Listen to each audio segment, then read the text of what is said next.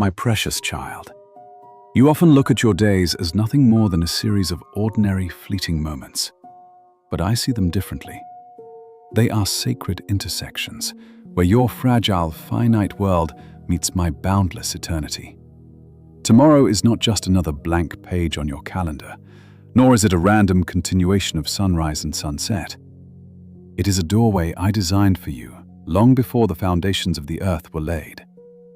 Do not step through it with a trembling heart or hesitant steps. Awake, my love, and see that I am drawing you into a deeper, richer dimension of life. This is the very day that I, your Lord, have made. Let us lift our voices, rejoice, and be truly glad in it.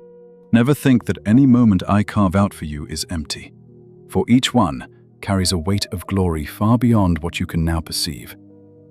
You and I both know the quiet weights you drag through the hours, and I see the unspoken worries that press against your chest when night falls. My child, do not think I have turned my face from you.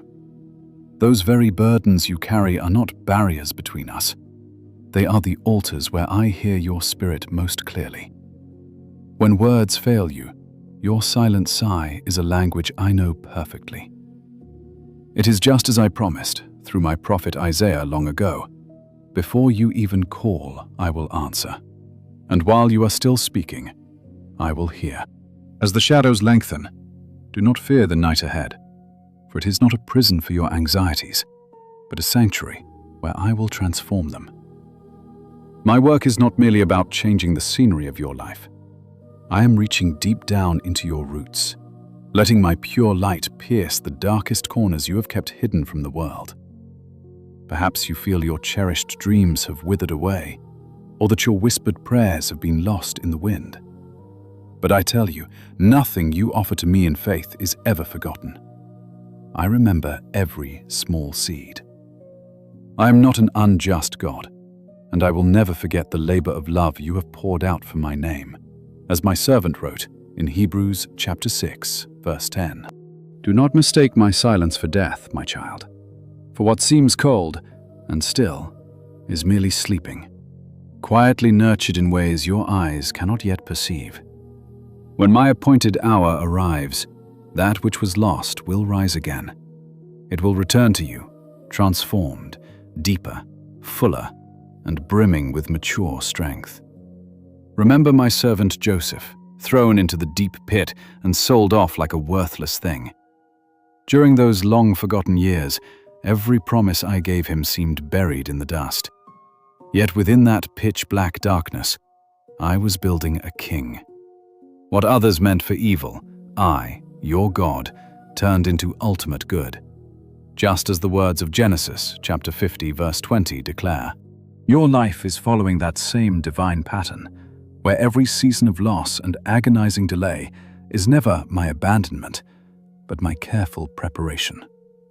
I am actively weaving a beautiful tapestry of goodness out of the very threads that confuse you today.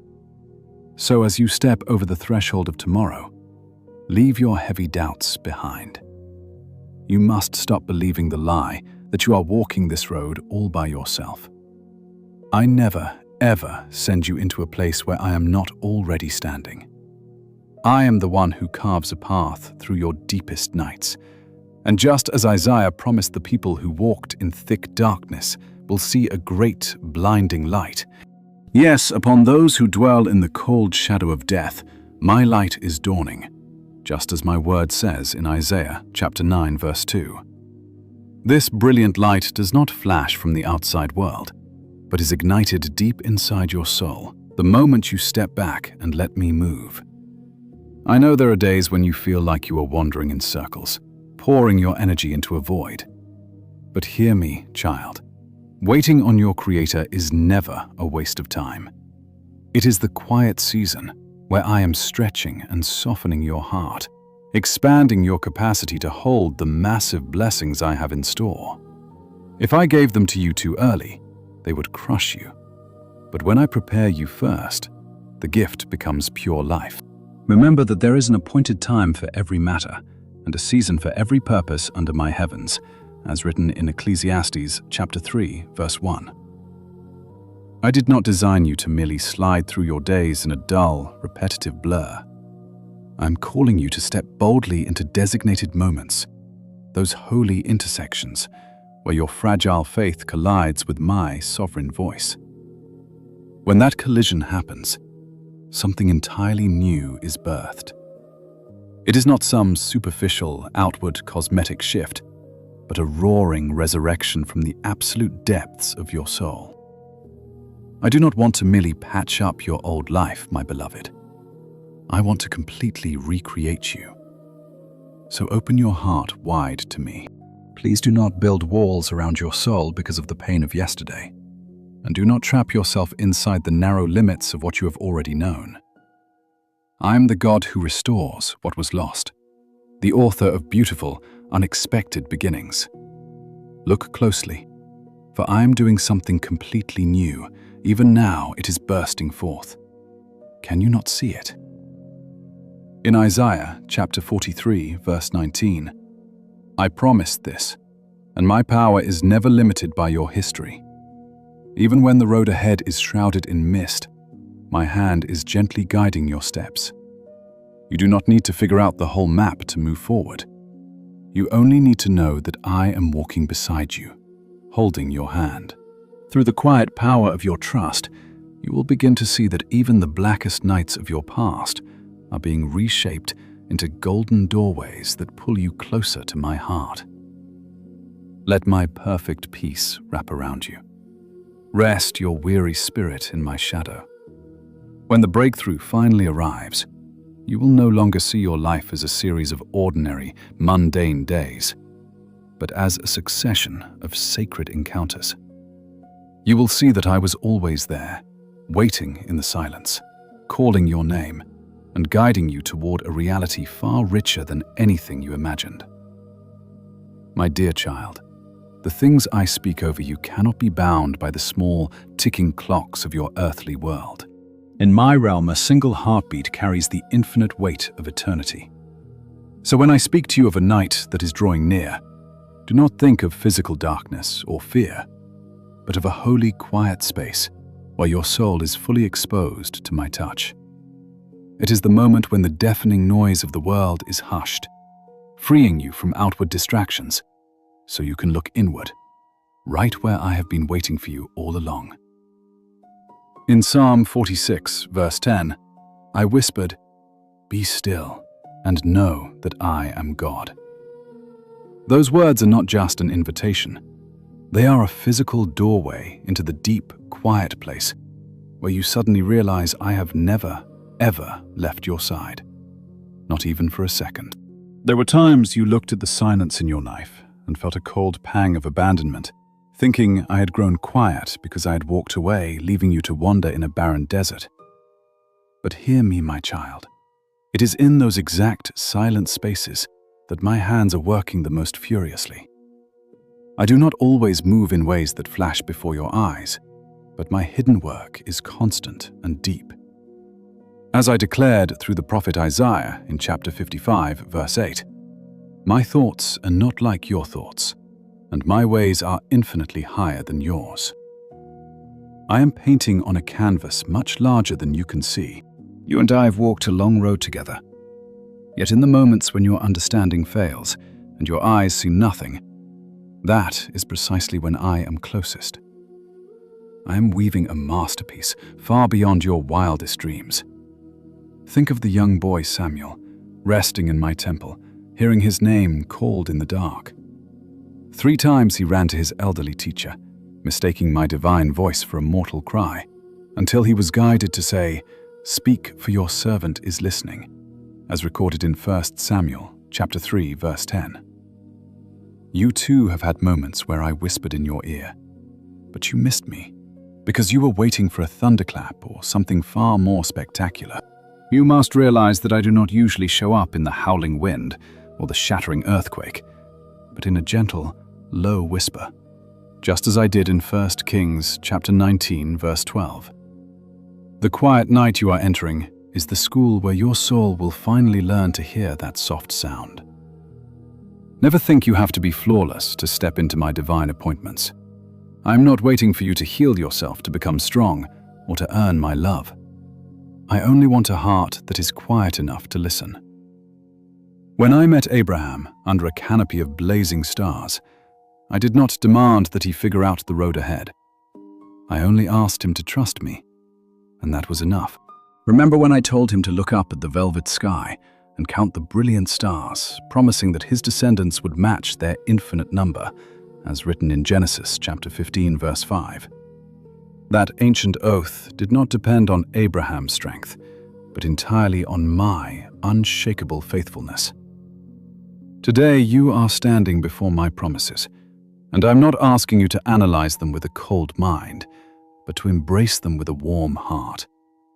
Stop telling yourself that your life is too quiet, too small, or too ordinary for me to care. You are looking through a glass darkly, but under my light, every single breath has eternal value.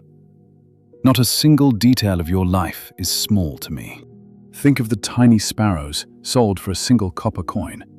Not one of them falls to the cold earth without my watchful eye, as written in Matthew chapter 10, verse 29.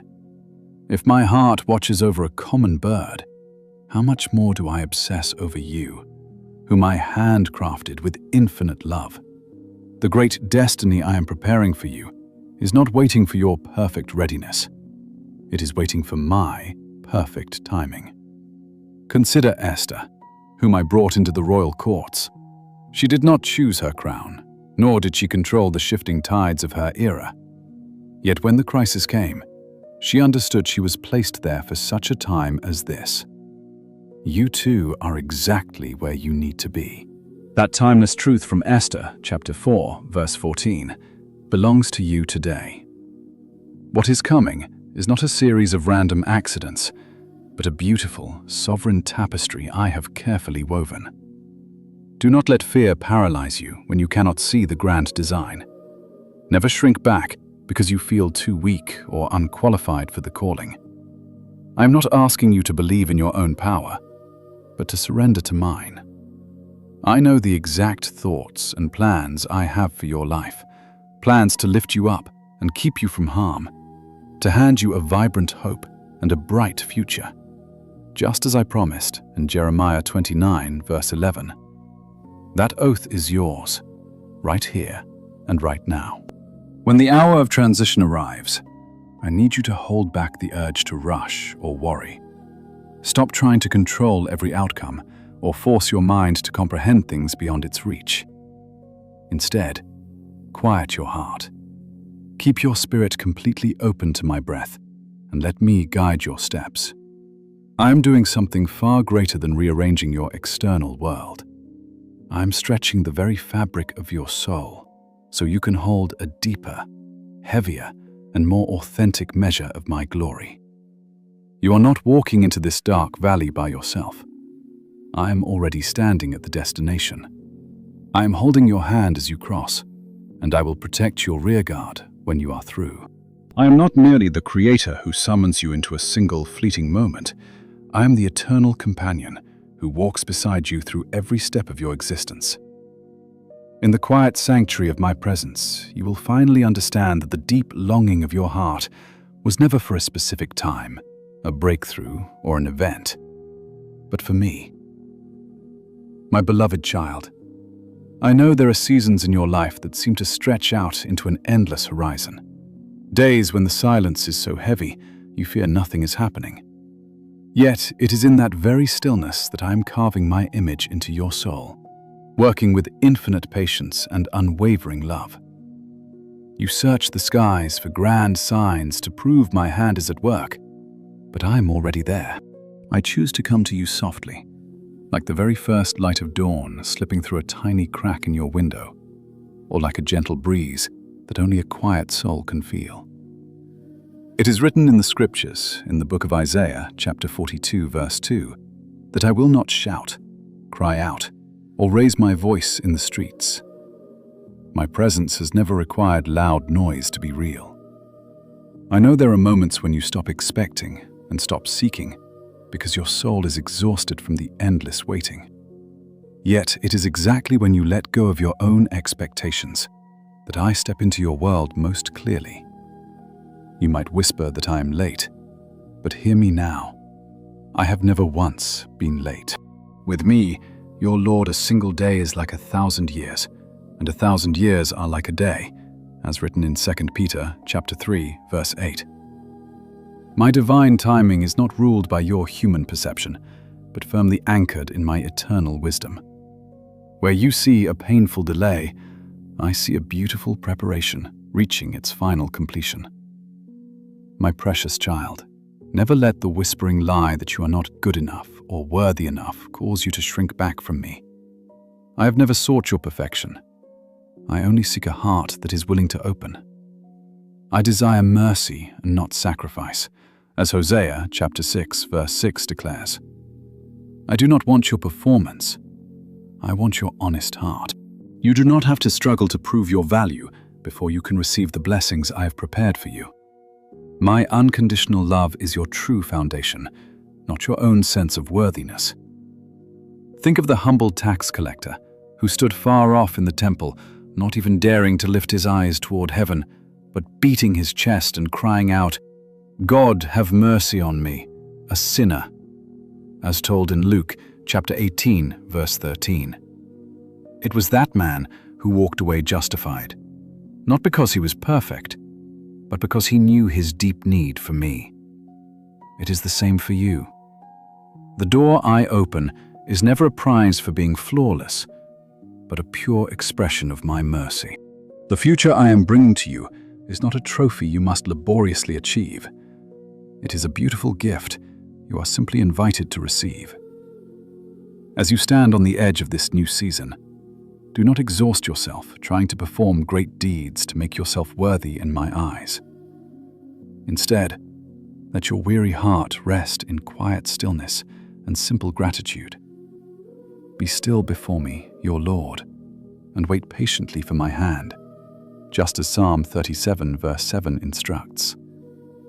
Deep inside that peaceful silence, you will realize that I am closer to you than I have ever been. Every breath you breathe, every quiet pause in your day, is a sacred space where I reach out to touch you. When you open your eyes to meet the dawn of this new day, you will realize you no longer see the world through your old lenses. It is not because your physical circumstances have suddenly shifted, but because I have completely renewed your spirit from within. The light guiding your path will not be the harsh light of this world, but the soft illumination of knowing that I am weaving myself into every tiny detail. My light shines brightly in the deepest darkness, and the darkness can never overcome it, as written in John chapter 1, verse 5. With open eyes, you will see that I have walked beside you on every path. Yet you may still carry quiet, unspoken worries. There was a time when you truly believed your heavy worries kept you from drawing close to me. But hear my voice, my child. Those exact broken places are where I choose to enter your life. I do not stand at a distance, waiting for you to become perfectly light and free before I draw near. No, I come to hold and transform those very burdens. Cast all your heavy anxieties upon me because I care for you deeply. Just as 1 Peter chapter 5, verse 7 promises. Absolutely nothing you carry is too small for my attention, or too massive for my strength. What you label as weakness, I see as an open doorway. What you fear as darkness is where my light shines brightest. Never believe that you must hide or sweep away your struggles before coming to sit with me. I deeply desire to step directly into your raw reality, the exact space where you are most honest, where you stop pretending and simply exist as you are. My beloved child, there are dark, hidden corners in your heart that you fear to face. Yet those are the very rooms I long to visit first. I do not wait for you to be strong or put together. I come when you are most transparent, when you finally stop trying to hide what hurts. I see the deep, nameless weariness in your soul. Not just a tired body, but a quiet erosion that comes from walking a long, painful road with no signs of hope. For so long you have carried this burden in total silence. convincing yourself that you must always be strong, stand tall, and never show a single trace of weakness. But hear me, my child. I have never demanded a life spent in constant, agonizing strain. All I have ever wanted is a heart that is brave enough to open up to me. Come to me, all of you who are weary and carry heavy burdens, and I will give you true rest, just as I promised in Matthew chapter 11, verse 28. This is not some far-off, hollow comfort, but my personal invitation to you right now. Inside your deepest exhaustion, my hand is touching you, breathing a life you could never create alone. I know there are quiet moments when you would never deny me. Yet, in the secret spaces of your mind, you quietly wonder if I still care.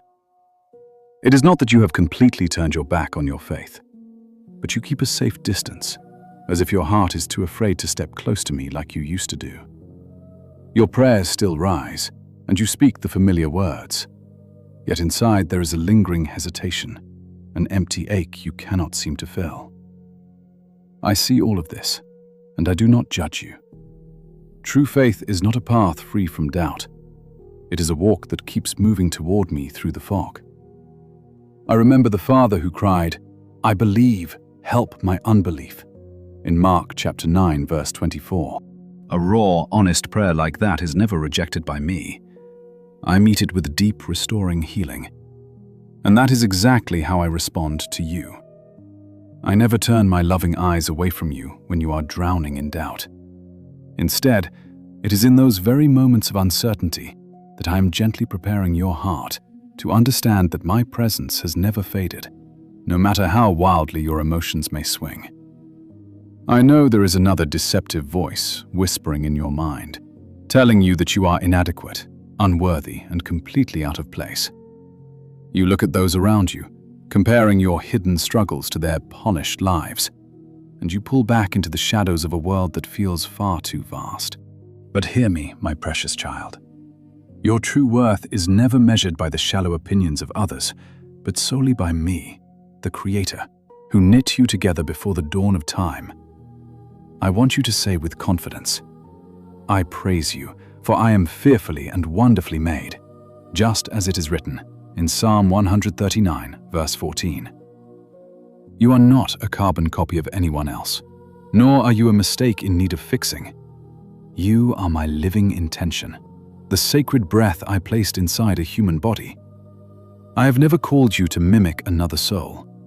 I am calling you back to your true self, the beautiful design I dreamed of, loved without conditions, and destined for a purpose that can never be replaced. I want to shatter all the false identities and heavy labels you have been carrying around, not with harsh force, but with the gentle light of my truth, which reveals your true beauty in me. I also see that secret thing you have hidden deeper than anything else, a burning hope that once blazed so brightly, but now remains as a cold, distant memory. You used to believe, you used to pray, and you used to wait with expectations. But as year after year drifted by, with no visible change, you tucked that dream away in a dusty corner of your heart, convincing yourself it was impossible. You do not speak of it now, because you are too terrified of opening your heart to disappointment once again. But listen close, my beloved. I do not only hear the prayers that cross your lips, I listen intently to the silent desires you have buried deep in the earth. The dreams you assume are dead have never faded from my sight. They are merely sleeping, waiting for the exact moment I choose to wake them. Remember when I stood before the dark tomb of Lazarus and shouted, "Lazarus, come out," in John chapter 11, verse 43. Life itself had to obey my voice, shattering every human limitation. My power is never bound by time or earthly circumstances. If you will only let me, I will touch what you have abandoned, transforming it into something infinitely greater, deeper, and aligned with my eternal plan. Therefore, my beloved child, never fear the shadows that linger within the rooms of your heart. Do not torment yourself, thinking you must wash away every stain before I can enter. It is those very broken places that I choose as my doorways. Your deep weariness does not push me away. It actually draws me closer to your side. Your quiet doubts do not make me turn away in anger. They make me want to stay with you even longer. Your crushing sense of inadequacy does not cause me to reject you. Rather, it clears the path for me to pour out my unconditional, boundless love. Together, you and I are going to walk through this, revealing the true strength that comes from relying on my grace alone. Those long-buried dreams have never been forgotten by me. They are resting safely in my hands, waiting for the day I call them back to life. You do not need massive effort to open your heart to me. You only need to be honest. Allow me to walk into every hidden room you have locked away. The moment you dare to let me touch those painful places, you will realize that no part of your soul is too far gone to be restored, and nothing is ever too late to be made brand new. For I am the God who brings dead things back to life. I did not come to condemn or judge you, but to lead you, step by step, into the abundant, joyful life that I designed for you before the foundation of the world. My beloved child, I hear the exhausted prayers you whisper late at night, asking for simple relief, begging me to lift your heavy burdens, untangle your messy life, and that you finally breathe again. But my child, what I am working on in this very moment goes far deeper than just fixing the problems right in front of you. I am not simply changing your circumstances. I am transforming who you are. When I enter the painful wounds of your past, I do not merely erase them. I use those very scars to reshape your soul, altering the way you see the world, the way you live each day, and the profound way you understand yourself. Let us embark on this holy work together, resting in my peace. My word in Romans chapter 8, verse 28 stands eternal.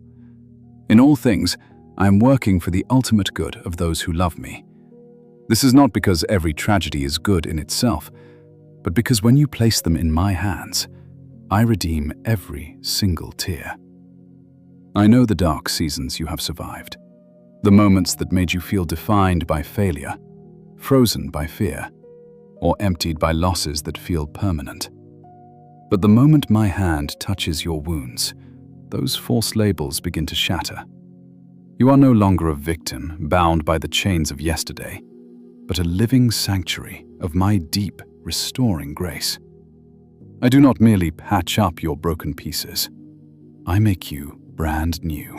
Deep within your soul, I am actively rebuilding you, working like a master potter who patiently coaxes raw, heavy clay into a vessel of honor and beauty.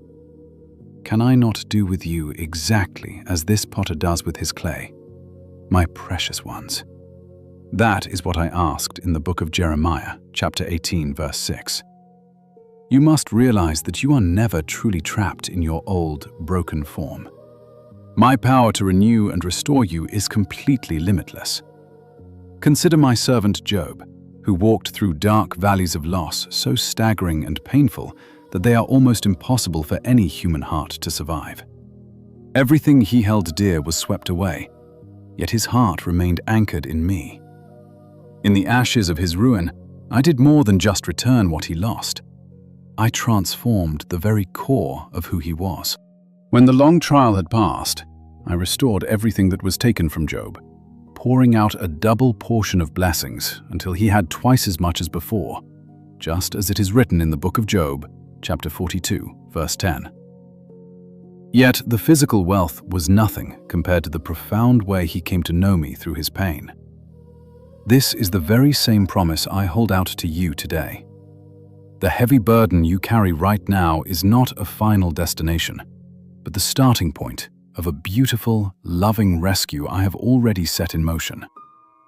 I hear you cry out, wondering why these bitter trials seem to repeat like an endless cycle. But, my beloved child, I invite you to look closer. Could this difficult place of struggle be the exact altar where you and I will meet in absolute truth? The moment you open your heart and let me step inside the heavy weight you have been dragging around, is transformed into a sacred altar. This is the quiet sanctuary where you can drop every crushing worry and wound, receiving my peaceful presence in return. In the book of Romans, chapter 12, verse 1, I ask you to offer your bodies as a living sacrifice, holy and pleasing to me. I am not demanding flawless perfection. I only ask for the honest offering of your true self. I know there are heavy burdens you have carried for so long that you believe they are your destiny. But your destiny is never found in the weights you bear. It is held in my hands, and I am touching every part of it to transform you.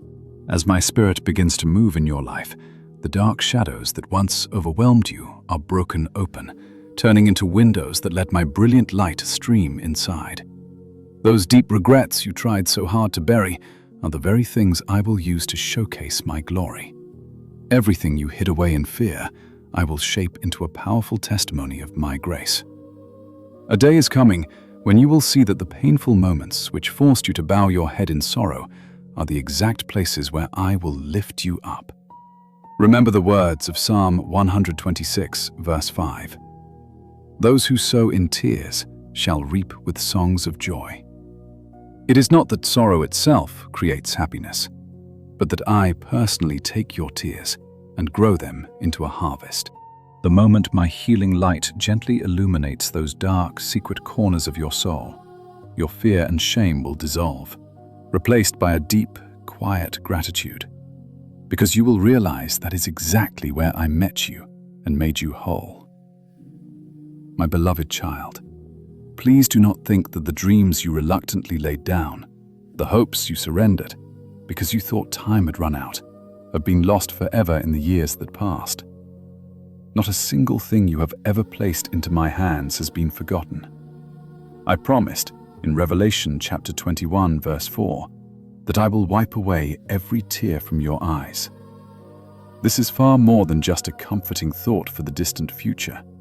It is my solemn vow that I remember every single tear you have ever shed in secret. I am quietly keeping your desires safe and warm, not because I am slow, but because I am waiting for the perfect moment to unveil them in all their beauty. So, my beloved, open your heart once more. Stop clinging to past mistakes as if they define your identity. Invite me in, not just to fix your problems, but to recreate you from the inside out. When you see my light pierce your dark moments, you will understand that your path was never a chain of failures to be forgotten. It was a purposeful process I designed to guide you into a deeper life. Prepare your heart in peace, setting aside all hurry. The things you thought were asleep are about to wake up. It is highly likely, my precious child, that you cannot even recall the last time you whispered your deepest plea to me in the quiet of the night. Those heartfelt prayers may seem to have dissolved into the distant past, buried under a mountain of daily worries and silent disappointments. But hear me now. I do not measure things by the sheer number of years that have slipped away. Instead, I look at my own absolute, unchanging faithfulness that has walked right beside you through every step of your journey. The dreams and requests you think have been long forgotten have, in absolute truth, been tenderly and carefully guarded by me this entire time.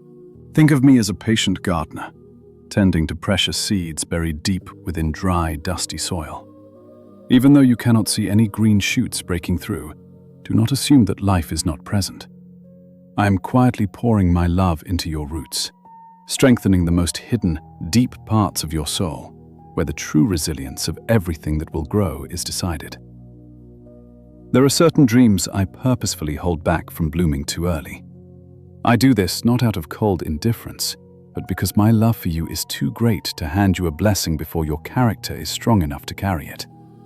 After all, if a fragile young sprout is forced up before its roots are deeply anchored, it will quickly wither under the burning sun and be torn away by the harsh winds.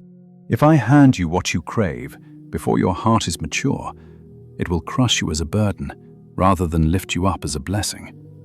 As your faithful keeper, just as it is written in Psalm 121 verse 5, I do not merely shield you from danger, but I also preserve my best gifts for the perfect moment. I do not rush the way you do, because my eyes see your entire journey, stretching far beyond what you can comprehend. Recall Sarah, who laughed when she heard the promise of a child in her old age. Her laughter was not born of joy, but of deep disbelief, because she thought it was far too late. But I am never limited by what humans call impossible. Is there absolutely anything too difficult for me to accomplish? That is the question I posed in Genesis chapter 18, verse 14, and it remains true today. Right in the barren desert, where life seemed completely finished, I commanded fresh, vibrant life to burst forth. A sweet newborn baby cried out in a home that had known only decades of heavy, empty silence. I am doing the exact same work in your life right now. You have already stamped the words dead and hopeless on several areas of your heart. But to my eyes, those areas are merely sleeping, waiting for me to call them forward at the perfect hour. I remember when you used to pray for simple, earnest things, a safe place to belong, a friend who truly understood you, or an open door to walk into your true destiny.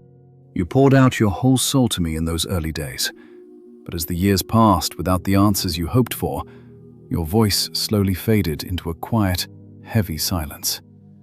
You began to believe the lie that I had stopped listening. But my beloved, not a single whisper of yours ever evaporates into a vacuum. As I promised in Psalm chapter 34, verse 15, my ears are always attentive to your cry. Every word you offer is like a seed placed in my hands, and I tend them with infinite patience. What you mistake for a delay is actually my careful preparation. This waiting is not an empty void. I am using it to stretch your roots deep down, so your faith is built no longer on what you see, but on who I am. Even though your outer circumstances look completely frozen and unchanging, my invisible work is constantly shaping your inner soul. I have kept track of every single day you chose to take another step, despite the heavy sorrow in your chest. I've gathered every silent tear you shed, and honored every moment you bravely refused to quit using them all to build a rock-solid foundation within you. In the book of Romans, chapter 1, verse 17, it is written that the righteous will live by faith, and you and I both know that it is precisely during this painful waiting that such a powerful faith is forged. You might not even realize you are growing right now, because real spiritual growth rarely feels like sudden strength. More often, it unfolds in the quietest, most unnoticed ways. During those mundane days, when you just keep breathing and choosing to believe, even though the path ahead of you is covered in thick fog. My eyes are fully on you. I watch every small, trembling step you take, every single time you refuse to turn back, and every moment you cling desperately to the thinnest thread of hope. Absolutely nothing escapes my loving gaze. In the book of Hebrews, chapter 6, verse 10, it is written that, "I am not unjust, and I will never forget your hard work. Your quiet, steady faithfulness, no matter how small or insignificant it feels to you, is always held close to my heart. And when the appointed time arrives, your season will shift dramatically, not because you struggled to force it, but because I ordained it long ago." When that breakthrough finally arrives, what I hand you will not just be your old request, but something fully restored, polished, and timed perfectly for when you can handle it. You will realize that if it had arrived a moment sooner, you simply wouldn't have been strong enough to hold it. But you have changed. You are deeper and far more resilient now. My child, there are sweet prayers you whispered to me so long ago that you have completely forgotten them. The dust of time may have buried those memories in your mind, but with me, absolutely nothing fades. I never measure by the calendar, but by my eternal loyalty to you. My timeline is never dictated by the ticking of a clock, but by my deep, unchanging devotion to you while you wait in the dark. What you assume is lost is actually being kept safe, much like a farmer guarding seeds buried in dry ground. Just because your eyes cannot see green shoots does not mean life is absent. In the Gospel of Mark, chapter 4, verse 27, it is written that the seed sprouts and grows, even though the sower does not know how. Real life always starts in secret, invisible places, far below what you can perceive. I hold back certain dreams from blooming too quickly, not because I am blind to your desires, but because my love is too great to give them before you are ready. A tender young sapling that is ripped from the soil before its roots can anchor deep will never survive the scorching sun and violent winds. Likewise, if I were to grant your heart's desire before you have matured, it would quickly become a heavy weight that leaves you utterly exhausted. I am the protector of everything that is true, and I am waiting for the exact divine moment when you can receive my gifts with joy, free from panic and doubt. Remember the promise in Psalm 84, verse 11. I will withhold no good thing from those who walk uprightly. Rest assured, my goodness will always arrive at the exact moment I have appointed for you. Keep Sarah in your thoughts, who laughed to herself in the dark when she first heard the incredible promise I spoke to her. That quiet laughter did not come from a place of joy, but from a heart filled with doubt when confronted with something that seemed entirely impossible to human eyes. Yet my sovereign hands are never bound by what you call physical reality. Is there anything too hard for me? That is what I asked in Genesis chapter 18, verse 14. And right there, in the barren wasteland where all hope had died, I commanded new life to breathe. The sweet, loud cry of a child finally broke a silence that had lasted for decades, accomplished not by any human effort, but solely by my divine power. My beloved child, those things you have buried and believed to be dead are not gone in my sight. They are only resting quietly, waiting to be called forth when the perfect moment arrives. I still remember the days when you brought your simplest dreams to me. You asked for a place where you truly belong, a soul who understands your heart, a door that would open to lead you into your destiny. But when the answers did not appear, you allowed your voice to drift into a quiet, heavy silence. In that darkness, you assumed that I had also stopped speaking, that your prayers had simply withered and drifted away. Yet hear my voice now. Not a single whisper you have ever lifted to me has been lost. I am forever near to every soul that calls out to me in absolute truth, just as I promised in Psalm 145, verse 18. Think of every prayer you have whispered as a sacred seed. I have gathered each one, holding it close, nurturing and tending to it with a deep, infinite patience that your human eyes cannot yet perceive. What you call a painful delay is never my rejection.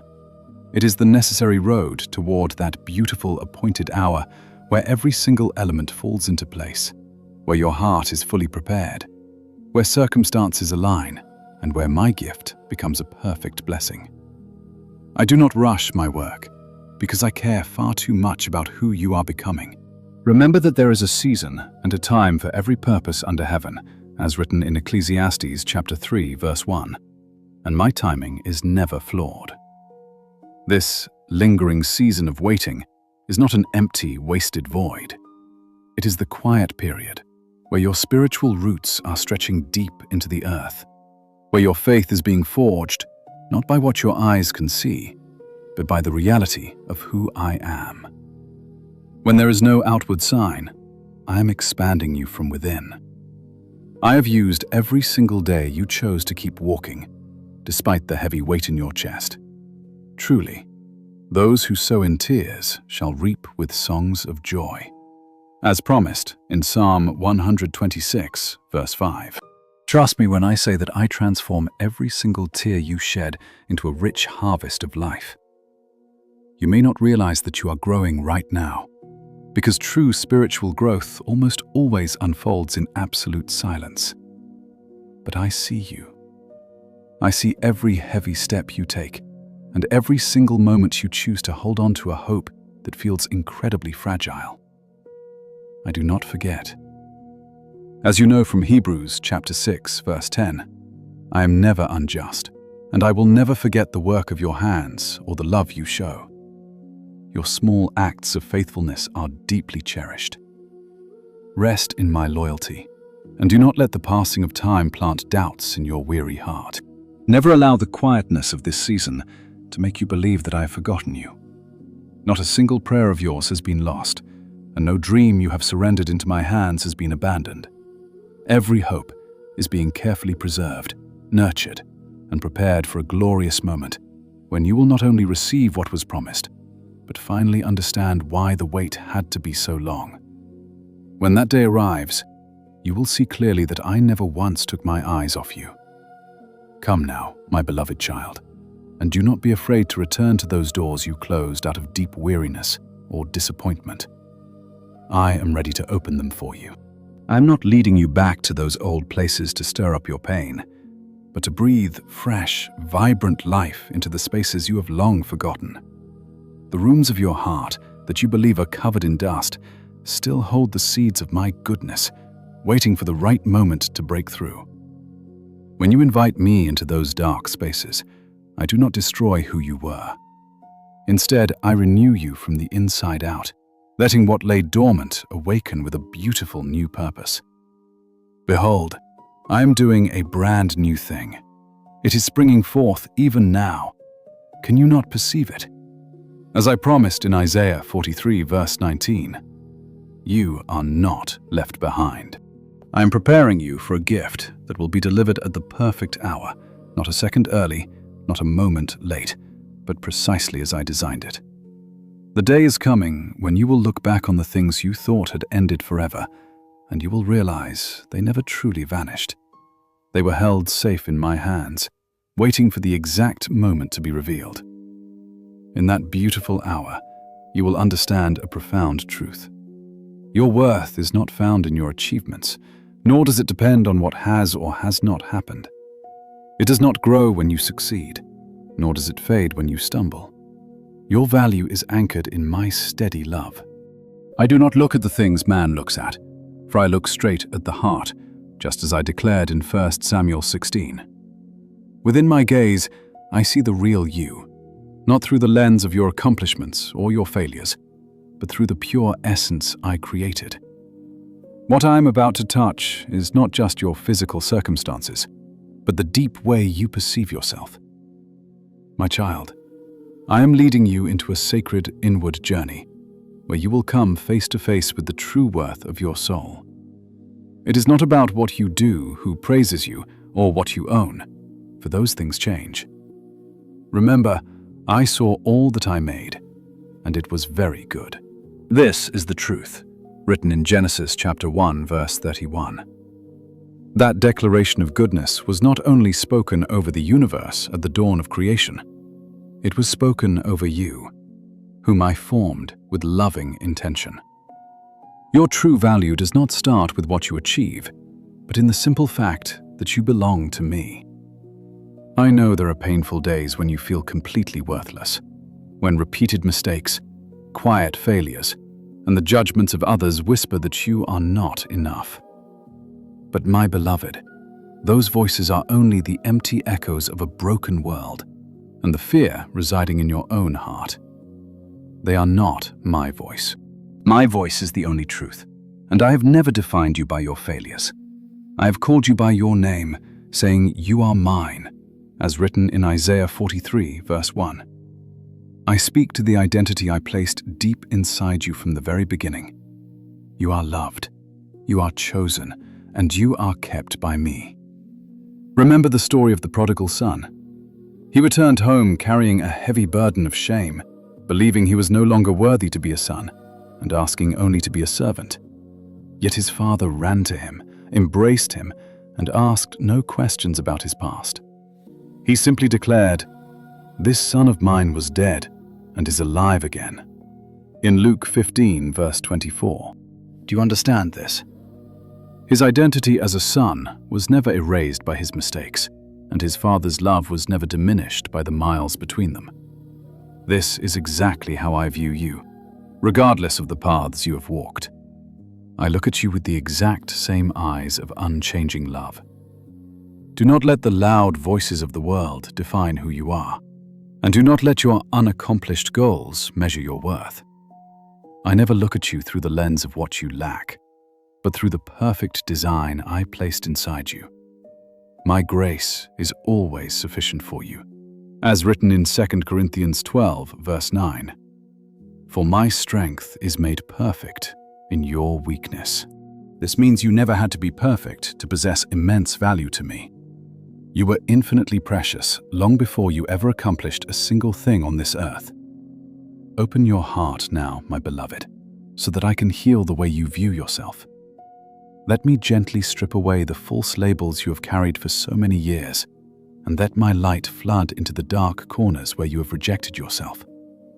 As you begin to see your life through my eyes, you will realize that you are not the sum of your mistakes, but a masterpiece being daily shaped by my hand. Walk forward in perfect peace, knowing you belong entirely to me.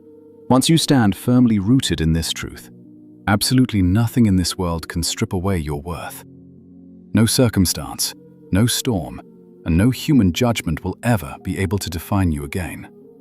For the truest voice in the universe is still speaking over you. Not the loud, demanding voice of the world, but mine. Gentle, yet completely unwavering. You have been loved from the very beginning, and you will be loved forever, my precious child. How many heavy layers of worldly definitions have you piled on your own shoulders without realizing it? You look at your scores, your position, and the praise of others, and let them define you. I know the silent battles you have fought, trying so desperately to be recognized, to be accepted, and to feel that you are finally enough. I see how quickly you turn against yourself when you fall short, whispering to your own soul that you are useless and inadequate. But my child, that is not where truth lives. You do not need to strive to earn my love, because my love reached out to you long before you ever took your first breath. Before I formed you in your mother's womb, I knew you, as written in Jeremiah chapter 1, verse 5. No eyes understand you like mine, and no human standard can define your soul. I am not telling you to give up, my child, but I am asking you to stop chasing the fleeting shadows of human approval. The faster you run after those illusions, the further you drift from the true self I created, and the more you lose the deep peace your soul is craving. When you finally stop running, you will realize that I have never left your side. I did not turn away from you. I have been standing right where you abandoned yourself, watching over you with a gaze filled with mercy and completely free of judgment. Be still before me and wait patiently for me, just as Psalm 37, verse 7 guides you. When you finally lift your eyes to look at me, you will see the reflection of the person you have forgotten. Not a version distorted by comparison, but a precious soul made to live fully, not to be measured.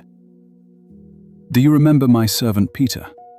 He boldly declared his loyalty, yet denied me 3 times in his weakest hour. He believed he had lost everything and was unworthy to stand by my side. Yet when I met him after my resurrection, I did not bring up his failure or question his past. I simply asked him, "Do you love me?" as written in John 21, verse 17. I do not seek a flawless past. I only desire a heart that is willing to return. The moment you choose to turn back to me, even if it is only with the faintest, most trembling whisper, saying, "Lord, here I am," my heart is instantly moved. You do not need a grand speech or a perfect list of achievements to get my attention. That simple, quiet surrender is all I have been waiting for. I am ready to gather up every broken piece of your story, to heal every wound you have carried in silence, and to lead you into the destiny I prepared for you from the foundation of the world.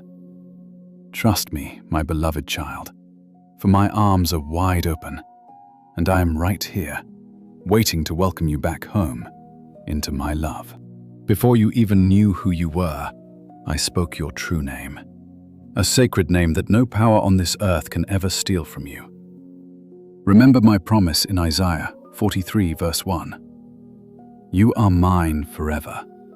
Mine. I look at you and see someone who is deeply loved, filled with divine purpose, and intentionally chosen. There is no need for you to perform, to struggle, or to fight to prove your worth to me. Your only task is to open your heart and receive this truth. In this quiet surrender, a fresh, unshakable strength will rise within you. A strength that has nothing to do with the shifting opinions of people. I am shaping you, not with a pride born of empty achievements, but with a deep, quiet humility that flows from knowing you are unconditionally loved.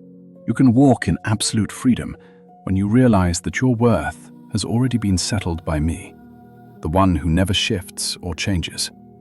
As it is written in 2 Corinthians 10, verse 17, "Let the one who boasts, boast only in the Lord." Standing firm in this divine reality, the chaotic and changing standards of this world will lose their power to shake you. You will begin to view your failures through a completely different lens. They will no longer look like bitter endings or proof that you are not enough.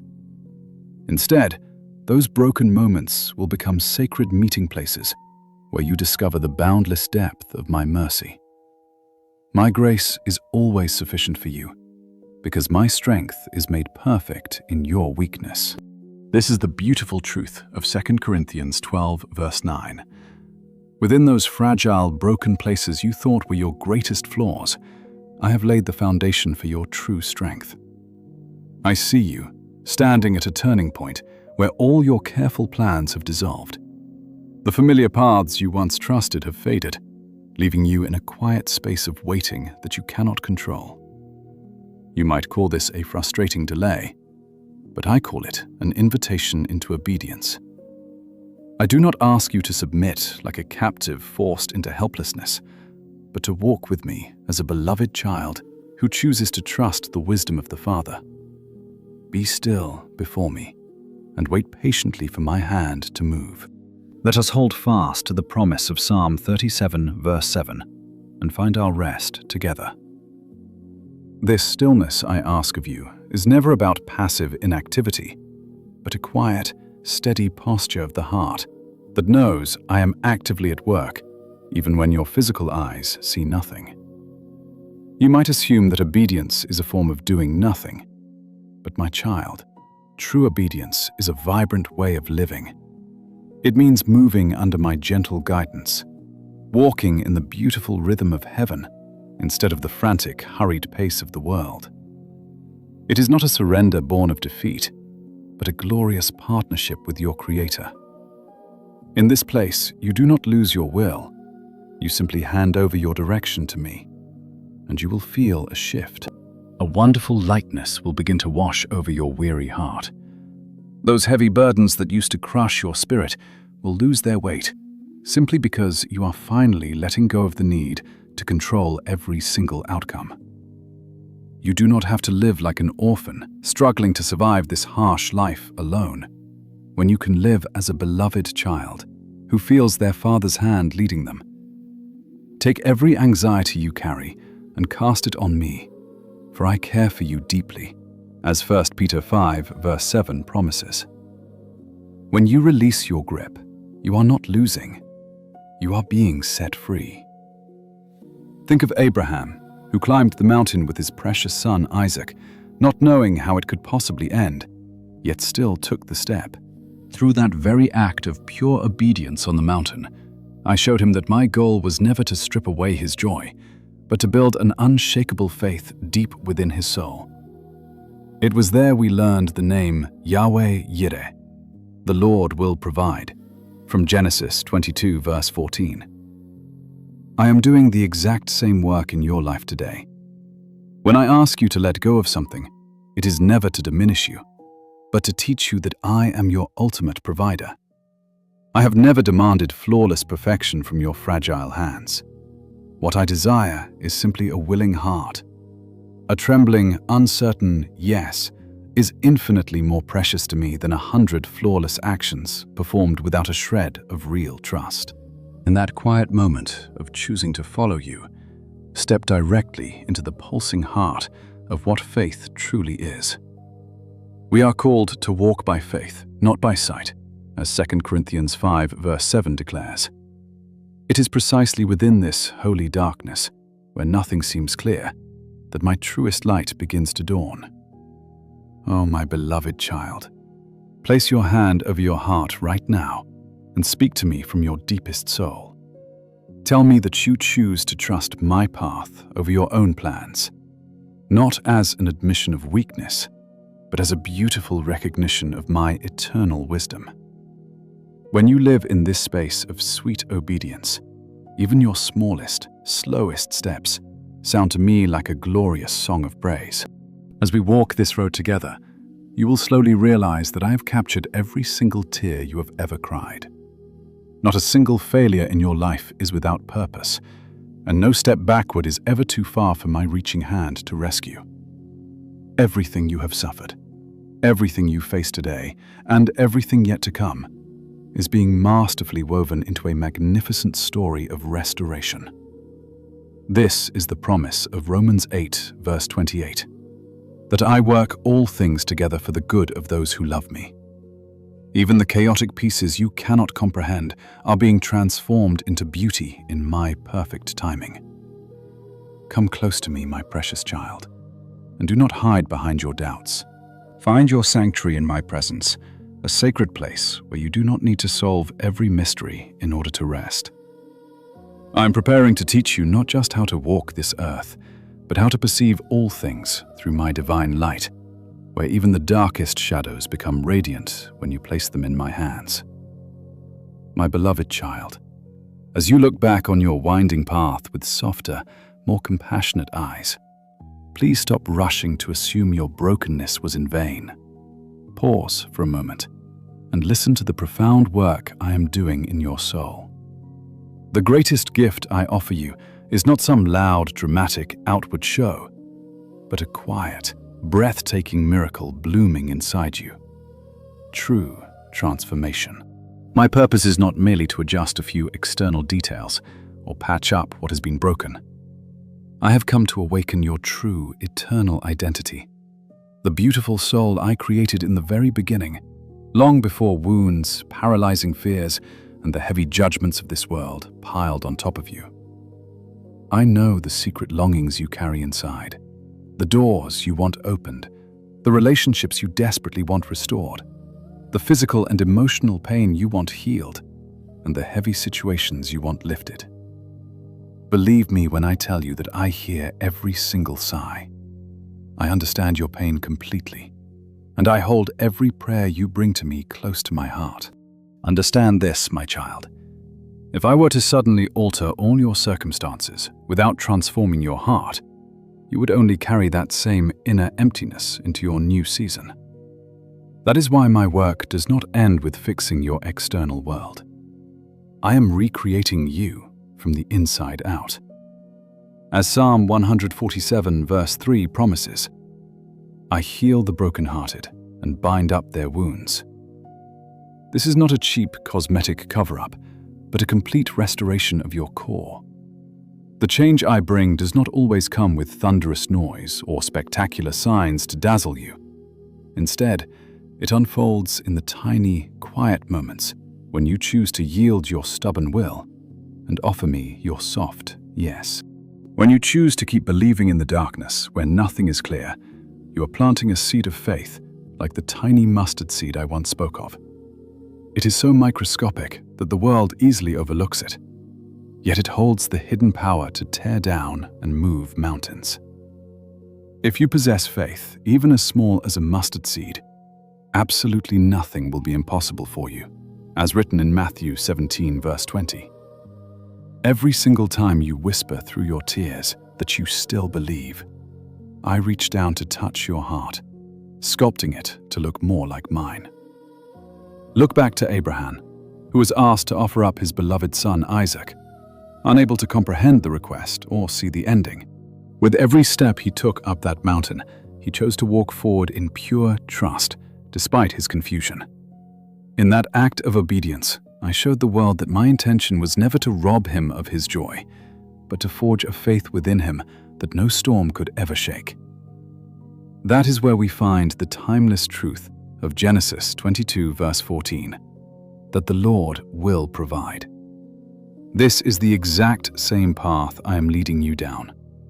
The things I ask you to release are not meant to impoverish you, but to anchor your heart in the truth that I am your provider. I have never asked for flawless execution from you. I only desire a willing, open heart that says yes, even when it is trembling. Whenever you whisper, "Lord, I cannot see the path, but I will follow you anyway," you are crossing the threshold into true faith. We must walk by faith and not by sight, as 2 Corinthians 5 verse 7 reminds us. It is precisely within the shadows and the uncertainty that my purest light is born in your life. Come now, my beloved child. Place your hand upon your chest and speak to me with absolute honesty. Tell me that you choose to trust my direction over your own understanding, not as an act of weakness, but because you know that I am the infinite source of wisdom that can never fail you. Living in this constant state of obedience transforms your ordinary life, turning every tiny, slow step you take into a beautiful song of trust that echoes in heaven. Along this sacred path, we will discover together that not a single tear you have wept has been wasted. None of your failures are meaningless, and no setback is ever too far for my redeeming love to reach. Every season you have survived, everything you struggle with today, and everything ahead is being woven into a grand masterpiece of restoration. We know with absolute certainty, as Romans 8 verse 28 says, that all things work together for the good of those who love me and are called by my name. This promises that even the heavy burdens you cannot comprehend are being shaped into something incredibly beautiful in my perfect appointed time. Come close to me, my precious child, and do not stand at a distance trying to solve your doubts alone. Stay tucked in my presence, where you do not need to understand the whole map, just to lay down your head and rest. I'm going to teach you not only how to walk this road, but how to look at everything through my eyes, where even the darkest shadows turn radiant in my hands. As you look back over your life with softer eyes, seeing that your broken moments had a purpose, I want you to listen closely to the deep work I am doing in you. Instead of a loud, sudden change in your circumstances, the most precious gift I offer you is a quiet, steady miracle blooming deep inside your soul, a total transformation. My purpose is never to simply adjust a few small habits or patch up the broken pieces of your life. I have come to awaken your true, eternal self, the exact person I designed in the beginning, before pain, anxiety, and the harsh judgments of this world covered your beauty. I'm fully aware of the deep longings you carry, the doors you need opened, the relationships you pray to see restored, the physical pain you need healed, and the situations you need to be made lighter. I hear every single sigh, my child. I understand every unspoken ache of your soul, and I treasure every word, every whisper you bring to me in the dark. But if I were to simply change your circumstances without touching your heart, you would only carry that same deep, heavy emptiness into your next season. That is why my work does not stop at merely restoring what surrounds you. I am recreating you from the inside out. I heal the brokenhearted, and I bind up your painful wounds, just as my word promises in Psalm 147, verse 3. My healing is never a quick surface covering. It is a slow, quiet renewal from your very core, a profound transformation that does not rely on loud noises or immediate signs to astonish you. My grace unfolds in the smallest things, in those hidden moments when you choose to yield your will to mine rather than resist the path. It lives in the quiet, trembling yes you offer me in the dark, and in the times you continue to believe, even when absolutely nothing is clear. This faith of yours is like the tiny mustard seed I once spoke of, so small that the busy world completely overlooks it, yet carrying a wild power that can move mountains. As I promised in Matthew 17, verse 20, if you have faith, even as small as a mustard seed, nothing will be impossible for you. Every time you whisper that you still believe, even with a shaking voice, I reach down and touch your heart, shaping you closer and closer to my own likeness. Therefore, when you and I look back on your life, do not rush to count the outward, superficial changes. Count instead the secret moments where you have grown steadier in your faith, more generous with your love, and more patient in your seasons of waiting. These subtle shifts are the true marks of the beautiful miracles I have been working deep within your spirit. A miracle is not always an outward display that astonishes the crowd. Often it is a quiet, sacred renewal within you that even you do not notice right away. As you draw near to me, you will see that this inner work is never an ending. It is a fresh beginning. Once you are transformed, you do not just receive my blessing, you actually become my blessing to the world. This night I have spoken of is not the end of your story, but a wide open doorway into a new life. It is a life where you and I walk closely together, writing every single chapter side by side, not in perfect execution, but in deep, unbreakable companionship. Remember what I promised in Matthew 28, verse 20, that surely I am with you always, even to the very end of the age. You are no longer a wanderer, lost in the cold. You are my child who is being led. I know there have been dusty paths you walked with heavy, weary feet, and dark nights where you sank so deeply into silence that you could not hear my voice. I know you wondered if you had lost the way, or if your wounds had any meaning at all. But my child, hear me now. Not a single step of yours is meaningless in my eyes. I guard the course of the just, as my truth in Proverbs chapter 2, verse 8 promises. Every slow step you take, I see. Every single time you choose to stand firm, even when your entire body is trembling with fear, I take notice of your courage.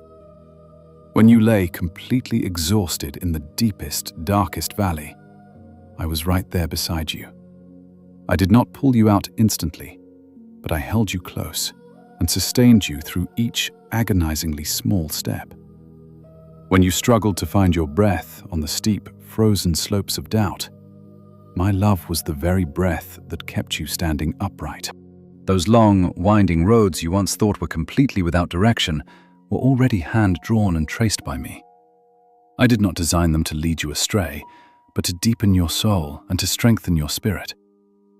Even when you walk through the valley of the shadow of death, you need fear no evil, for I am right there with you, just as I promised in Psalm 23, verse 4.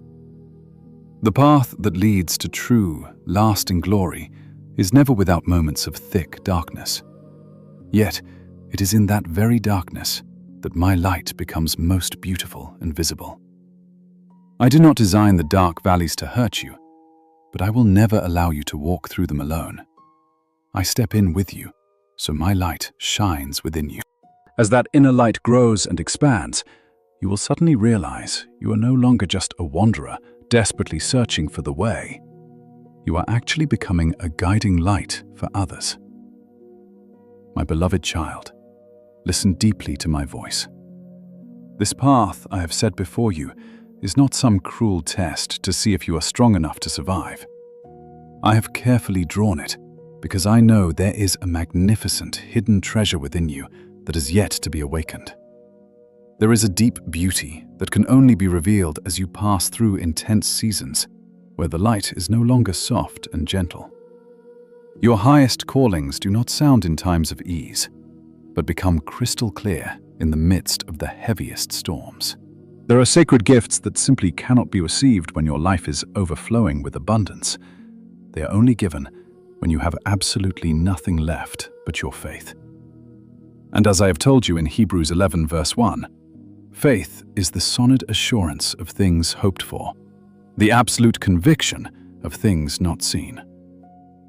I know this season is not easy for you, but I also know the strength of what I built inside you, and you are able to continue. I see what no one else on earth can see. I see your quiet faithfulness on the long days when you keep going despite the heavy clouds of uncertainty.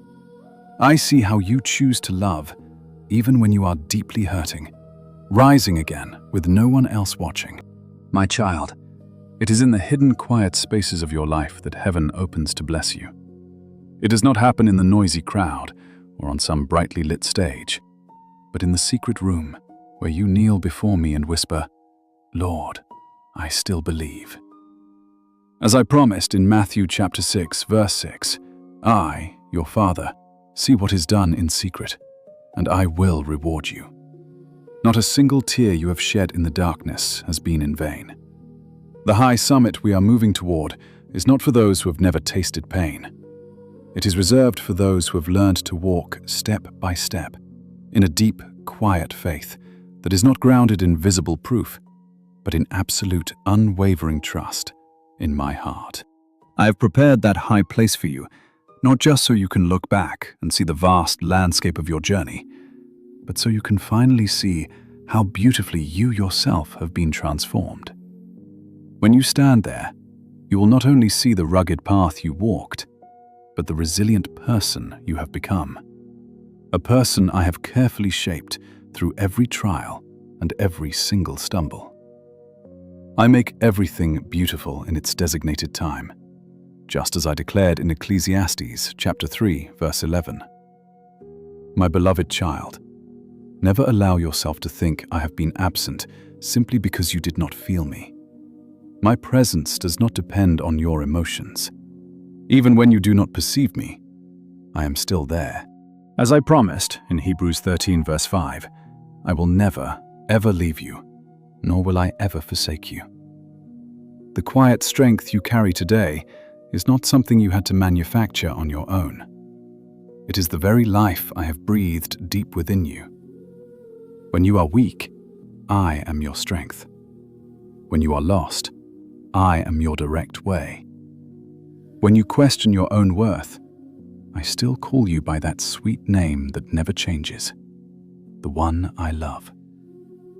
Do not fear when you feel completely empty. For emptiness is never a sign of loss. It is simply a sacred space being prepared for me to fill you to overflowing. These quiet, silent places are not abandonment. They are the softened soil where my seeds of grace take root. Be still and know that I am your God, as I declared in Psalm 46, verse 10. The slow days, where you think absolutely nothing is happening, are in truth the exact days I am working most deeply within you. As you and I look back over this path, you will see clearly that no part of the journey was without a divine purpose. Every steep climb, every confusing turn, and every single moment you thought you would collapse from weariness has led you to an appointed meeting place I established long before you were born. It is not some distant destination, but the place where you finally become your truest self in me. But my beloved child, this journey was never meant for you to walk alone. The healing light you have received is not something to be hidden or kept all to yourself, but to be shared generously. I desire for you to carry the abundant life you have experienced and bring its warmth to those who are weary, those who are lost, and those who are weeping in bitter silence. As I told my followers in Matthew chapter 5, verse 14, you are the light of the world. This is not because you are perfect, but because my pure light shines directly through your cracks. You do not need to speak like someone who has all the answers. You only need to share with sincere love what I have done in your life. Speak openly of how I sustained you and of those agonizingly dark nights where I reached down and touched your aching heart. That deep truth that you were once broken and are now being mended by my hand will become the most powerful invitation to others. My children overcome the enemy by the blood of the Lamb and by the word of their testimony, just as I wrote in Revelation 12, verse 11. So, my beloved one, walk forward with a gentle, quiet courage. Do this not because you no longer feel fear, but because you know with absolute certainty that I am with you. Let your story of survival become a beacon of hope, guiding other lost souls out of the dark and back home to me. And I, your Father, will always be right there beside you, walking with you, step by precious step, until your life story becomes a glorious symphony of grace that never ends. My beloved child, I want you to imagine this vividly. Picture someone trembling with cold fear, looking deep into your eyes, and finding an unexplainable, supernatural peace. Imagine someone who has lost all hope, hearing the sound of your voice, and sensing a deep steadiness that is far stronger than any of their physical circumstances. A weary, broken soul will cross your path and encounter a quiet, unforced joy that is completely undeniable. They may not understand what is happening, but they will feel my presence through you. What I have poured into your soul was never meant to be contained, but to overflow. As I commanded in Matthew chapter 5, verse 16, let your light shine before others, not through loud words, but through a life that has been quietly transformed. You do not need to run to every corner, declaring that you belong to me. When you walk in my light, your life itself becomes a living letter, written not with fading ink, but through your daily actions and patient choices.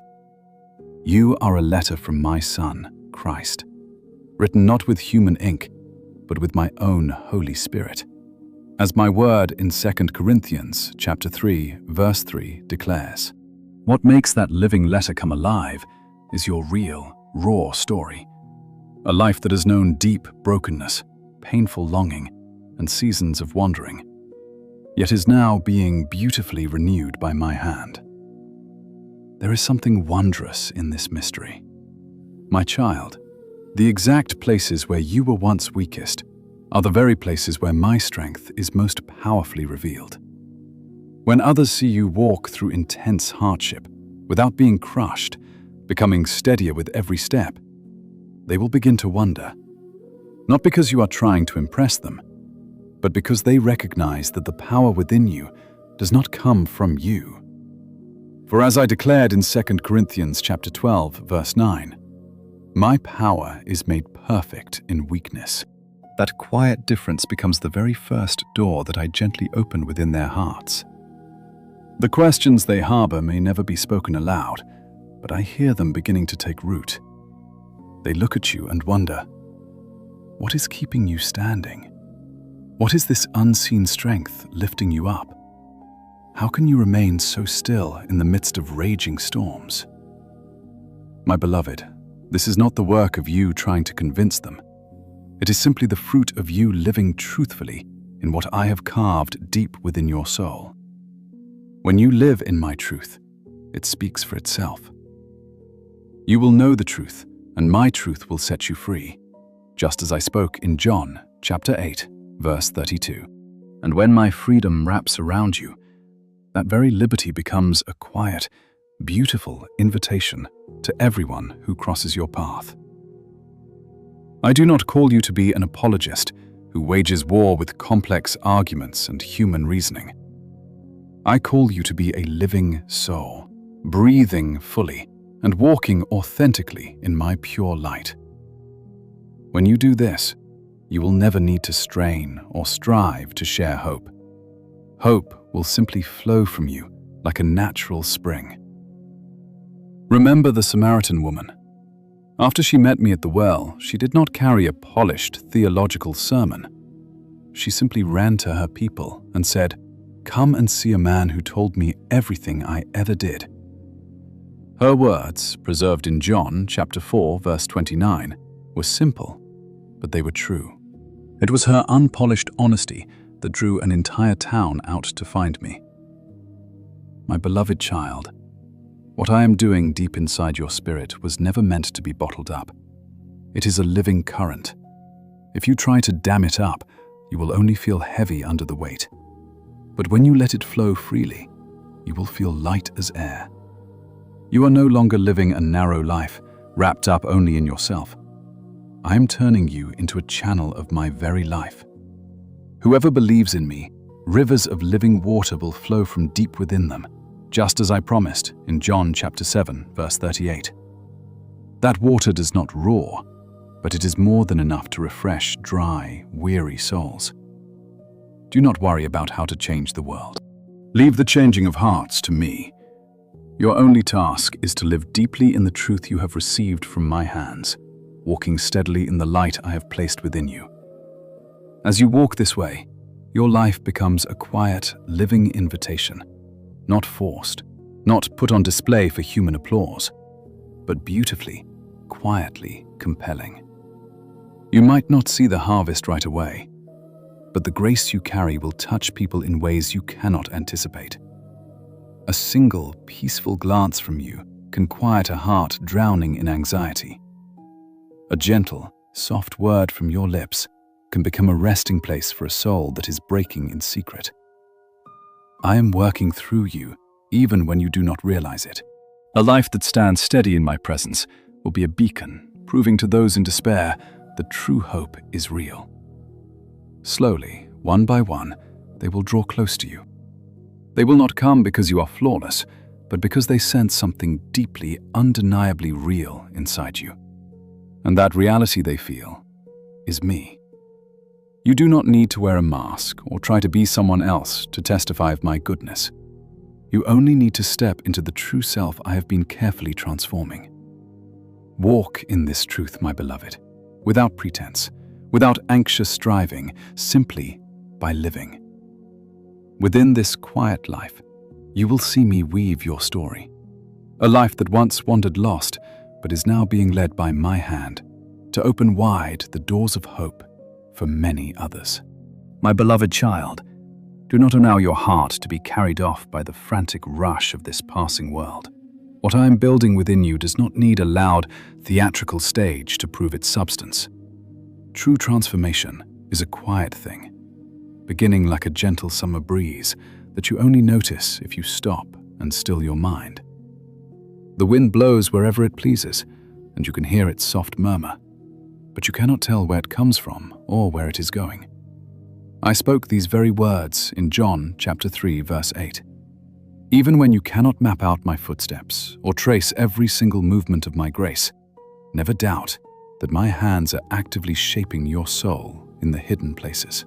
In every gentle glance you offer, in every quiet thought you choose to hold back, and in every soft response you choose to give, I am molding your spirit, piece by piece.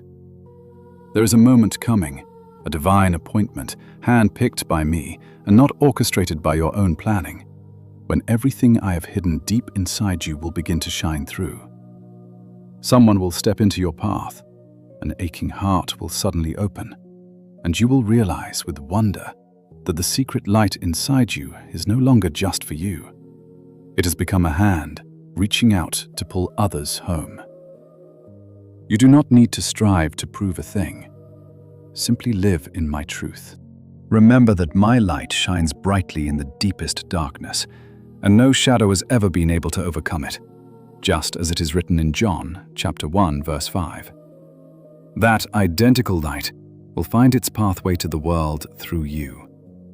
My child, your life is not some cheap, nameless copy among a sea of identical patterns.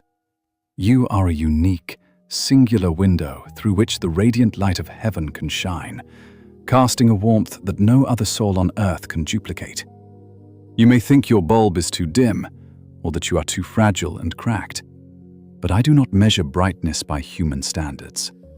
I do not ask you to perform. I only ask you to be transparent, letting me shine through your cracks. I look for a heart that does not hide, does not wear a mask, and does not bend the truth, but simply acts as a clear mirror reflecting my face. And that, my beloved, is precisely what is happening within you right now. Every single day you step forward in my grace. Every time you choose the hard road of forgiveness instead of feeding a bitter grudge. Every small moment you choose love instead of casting judgment.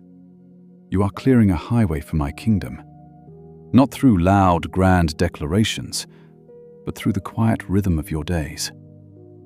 Blessed are the peacemakers, for they shall be called the children of God, as Matthew chapter 5, verse 9 declares.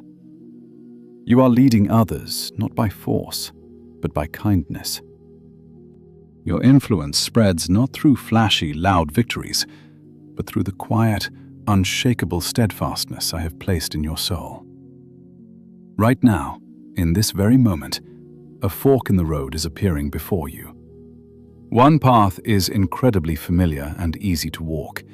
It asks nothing of you, requiring only that you drift with the crowd and live just enough to survive. But the other path is narrower and rarely chosen, leading to a deep, wild freedom you have yet to taste. Enter through the narrow gate, for wide is the gate and broad is the road that leads to ruin. But small is the gate, and narrow is the road that leads to true life, as written in Matthew chapter 7, verses 13 and 14. I will not lie to you, that narrow path is not easy, but it is the only one that is true. I will never force you to walk it, but I extend my hand in a warm invitation. Choose my light, not just for your own peace, but for those who are still stumbling blindly through the dark, desperate to find a way out. You cannot see the full ripple effect of your choices from where you stand. Yet every brave step of courage you take today may be the direct answer to a desperate prayer cried out by someone else. Somewhere in the shadows, a seeking soul is waiting to see the reality of what you are living out, searching for a real reason to believe that I am alive and loving. Tell me, beloved, have you finally begun to notice that the things you once chased so breathlessly, the applause of others, fleeting security and temporary promises, have only left you with a deep, aching exhaustion? I do not look at you with condemnation for this. I know how powerfully those worldly sirens pull at you. Yet that very weariness is a gift, waking a deeper hunger inside your soul. It invites you into a new rhythm of life, one not fueled by frantic pressure, but sustained by trust. Come to me, all you who are weary and burdened, and I will give you rest. In Matthew chapter 11, verse 28, I made this sweet promise. Learn to walk in my rhythm, my child. My rhythm is never loud, never hurried, and never driven by the frantic voices that breed restlessness in your mind. It begins in the quiet chambers of your heart, in that deep, inward listening, where I whisper, with a tenderness you can only hear when you are willing to completely pause. Be still, and know that I am God, as I instructed in Psalm 46, verse 10. This is how you walk, not driven by fear, but guided by hope. Not because the world pressures you, but because my love leads you. This quiet pace carries the thumbprint of the one who loved you before you even knew who you were. Though it feels strange at first, do not turn away from it. This sacred rhythm invites you to lay down the constant demands of the self, the desperate urge to see immediate results, and to grasp control over your life. But real faith does not grow in a hurry. It is slowly nurtured in stillness, on those long, quiet days when it feels as though absolutely nothing is happening. Remember what is written in Romans chapter 1, verse 17. The righteous shall live by faith. True life is measured not by speed, but by depth. I am never in a hurry, because I know that what is deeply rooted will stand firm when strong winds come. And this is what I am doing within you, so that you may truly live from your faith. When you choose to follow me, you do not lose your true identity. Quite the opposite is true. You are gradually rediscovering the beautiful self you once set aside amid human expectations and heavy anxieties. The layers you have worn just to be accepted and recognized are being gently removed by my loving hands. You shall know the truth, and my truth shall set you free, just as I promised in John chapter 8, verse 32. In my presence, you do not need to strain to make yourself worthy. You only need to come, to be present, and to be honest. The rest I will take care of. Let us walk this road together, you and I, step by step. Let me lead you, step by gentle step. Do not be troubled that you cannot yet see the whole path ahead. I do not require you to understand everything. I simply invite you to trust in my love. The Lord will guide you continually and satisfy your soul, as I spoke through the prophet in Isaiah chapter 58, verse 11. I am reshaping your priorities so that you are no longer carried away by what is temporary, but deeply anchored in what endures forever. Every tiny step you dare to take toward me, no matter how small, is a step I have already prepared to receive you. My beloved, this invitation of mine is never a harsh command imposed upon your life. It is a door of grace that remains wide open for you. You may return to me at any time, and each time you come back, you will find me here, completely unchanged. Understand this truth. I have loved you with an everlasting love. Therefore I have drawn you with loving kindness, just as I promised in Jeremiah chapter 31, verse 3. Nothing you have done can ever cause me to stop loving you. No crooked path you have wandered can cause me to stop waiting. Therefore, beloved, slow your pace, breathe deeply, release what is no longer needed, and learn my rhythm of peace, of trust, of a life that no longer needs to prove itself, but is lived in love. I am here always, right here, ready to lead you into true life, where you no longer need to strive, but can find rest and grow each day in me. Beloved, when you feel empty, I do not look upon you with reproach, but with the gentle gaze of a creator who sees the hidden potential within that very emptiness. What you perceive as a painful lack, I see as a beautiful vessel waiting to be filled with my spirit. Remember my promise. Blessed are the poor in spirit, for theirs is the kingdom of heaven, as it is written in Matthew chapter 5, verse 3. Let us rest here together now, in this quiet place of peace. Today, you and I are standing at the edge of a beautiful truth. The moment you realize you are not enough is the exact place where my fullness can flow freely. When you are weak, I do not ask you to become strong first. I only ask you to open your hands to me. My power is made perfect in your weakness, as it is written in 2 Corinthians chapter 12, verse 9. I did not come to merely adjust your outward circumstances. I came to transform your heart, the sacred place where every decision is formed, where every relationship is nurtured, and where faith becomes a living, breathing rhythm. I do not want you to just avoid what is wrong. I want you to step fully into what is good. I desire for you a life that is no longer torn apart by the constant struggle for control and the heavy weight of doubt. I want you released, completely free to walk in my warm light. You shall know the truth, and the truth shall set you free, just as it is written in John chapter 8, verse 32. This freedom is not a license to chase after your own fleeting desires, but the quiet grace to live according to the holy nature I have woven deep inside you. Therefore, my beloved child, choose me. Do not choose me just in a single dramatic moment, but in each quiet morning. Choose me not out of fear, but because your soul recognizes that this is the most beautiful path. It is a choice made day by day, through small, simple steps. Even when you hesitate on the path, remember that I am still right here beside you. If your voice falls completely silent, I am still whispering to your soul. If you wander off and lose your way, my eyes are still watching over you with fierce tenderness. I will never leave you, and I will never forsake you, as promised in Hebrews chapter 13, verse 5. My invitation to you is never withdrawn because of your stumbles. Look back at your life, my child, and you will see that in everything I have done within you, there has always been the unmistakable mark of my unchanging love. When you fell in the dark, I did not turn away or depart from your side. When your mind was flooded with doubts, I did not close my heart to you. When you wandered far into the cold, I did not extinguish the sacred light I placed within your soul.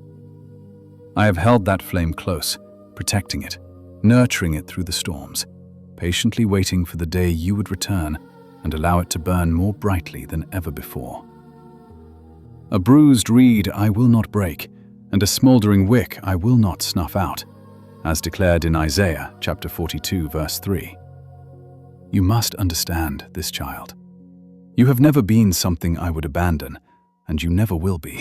My child, you and I have walked this path together, and I know exactly what your heart truly longs for. It is not fleeting comfort, but a life of immense depth, of lasting meaning, and a genuine awareness of my sacred presence. I want to bring you to a place where your tired soul finds rest, where you are no longer striving. A place where you live with clear purpose, not under crushing pressure, and where you love others not from your own depletion, but from a source that never runs dry. That is precisely where I am leading you. Now I ask you only one thing, not with a stern voice, but with a gentle whisper. Are you willing? Are you willing to keep walking, even when you cannot see the path? Are you willing to love more deeply, even after you have been hurt? Are you willing to trust me more fully, even while your deepest questions remain unanswered? Remember that I who began a good work in you will carry it on to completion, as promised in Philippians chapter 1, verse 6. What I have begun in your soul, I will never leave unfinished. Beloved, what you are sensing right now, the subtle stirrings within, the quiet shifts in your relationships, the dreams that carry a deeper weight, is not confusion. It is my guidance. Nothing is accidental when you place your life in my hands. I am opening your eyes to see that what you once called coincidence is actually my intentional design. Your steps are ordered by me, your Lord, as it is written in Psalm 37, verse 23. In every single step of obedience you choose, I am not only preserving your life, but I am also illuminating the way before you. I have not called you merely to perform tasks for me and then return to your old ways unchanged. No, I have called you to become the very person I intended you to be from the beginning of creation. You no longer need to shrink yourself to fit into old, suffocating patterns.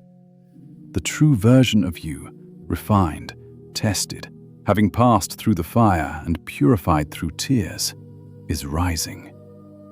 I rejoice to see you step into this light. You are the light of the world, just as I declared in Matthew chapter 5, verse 14. This light is not something you had to manufacture on your own. It is my very presence that I placed deep within you, and now the time has come for it to be revealed. While I do not rewrite your past, I give you an anointed future, a future where even your painful scars become beautiful testimonies of my grace. The light within you cannot be hidden any longer. It is spreading, reaching into dark places you never imagined. It is not loud, yet it cannot be ignored.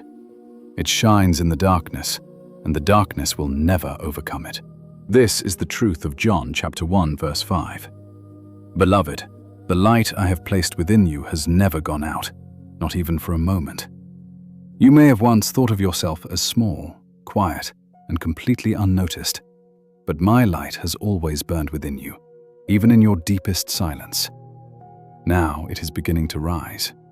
You can feel it through the sudden stirrings in your heart, the unspoken urges, and the beautiful flashes of clarity in your mind. This is not confusion. It is my divine life in motion. Be dressed and ready for service, and keep your lamps burning bright, as I commanded in Luke chapter 12, verse 35. Today, you and I are witnessing the moment when your light must finally be revealed. Wherever you walk, you do not merely arrive in body, You enter the room with a soul that has been illuminated by my glory. Others may not know how to name what they are sensing around you, but they will recognize that something is beautifully different. They will see a peaceful gaze in the midst of absolute chaos, a voice that brings ease, and a presence that softens the heavy atmosphere. This is not from your own striving. Out of your heart will flow rivers of living water, as written in John chapter 7, verse 38. You do not need to display it. It simply flows. My child, you are no longer the person that the darkness once knew so well.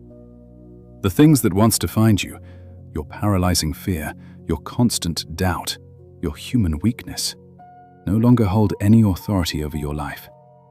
You have stepped out of your old image, not because you achieved greatness by the standards of this world, but because I have transformed you from within. You did not rise from the heights of worldly success, but from the very ashes of what was once completely broken. From that broken place, my light shines clearest. Arise, shine, for your light has come, as I promised in Isaiah chapter 60, verse 1. I am calling you to rise not merely as one who survived hardship, but as my living witness. I do not demand that you be perfect or without flaw. I only ask you to be real, for truth itself carries a quiet, undeniable power. Your transformed life will speak much louder than any spoken sermon ever could. You do not need to struggle to become the light, because you already carry it within you. Therefore, my beloved, walk forward with renewed courage. Do not shrink back into the shadows, and do not doubt the work I am doing inside your soul.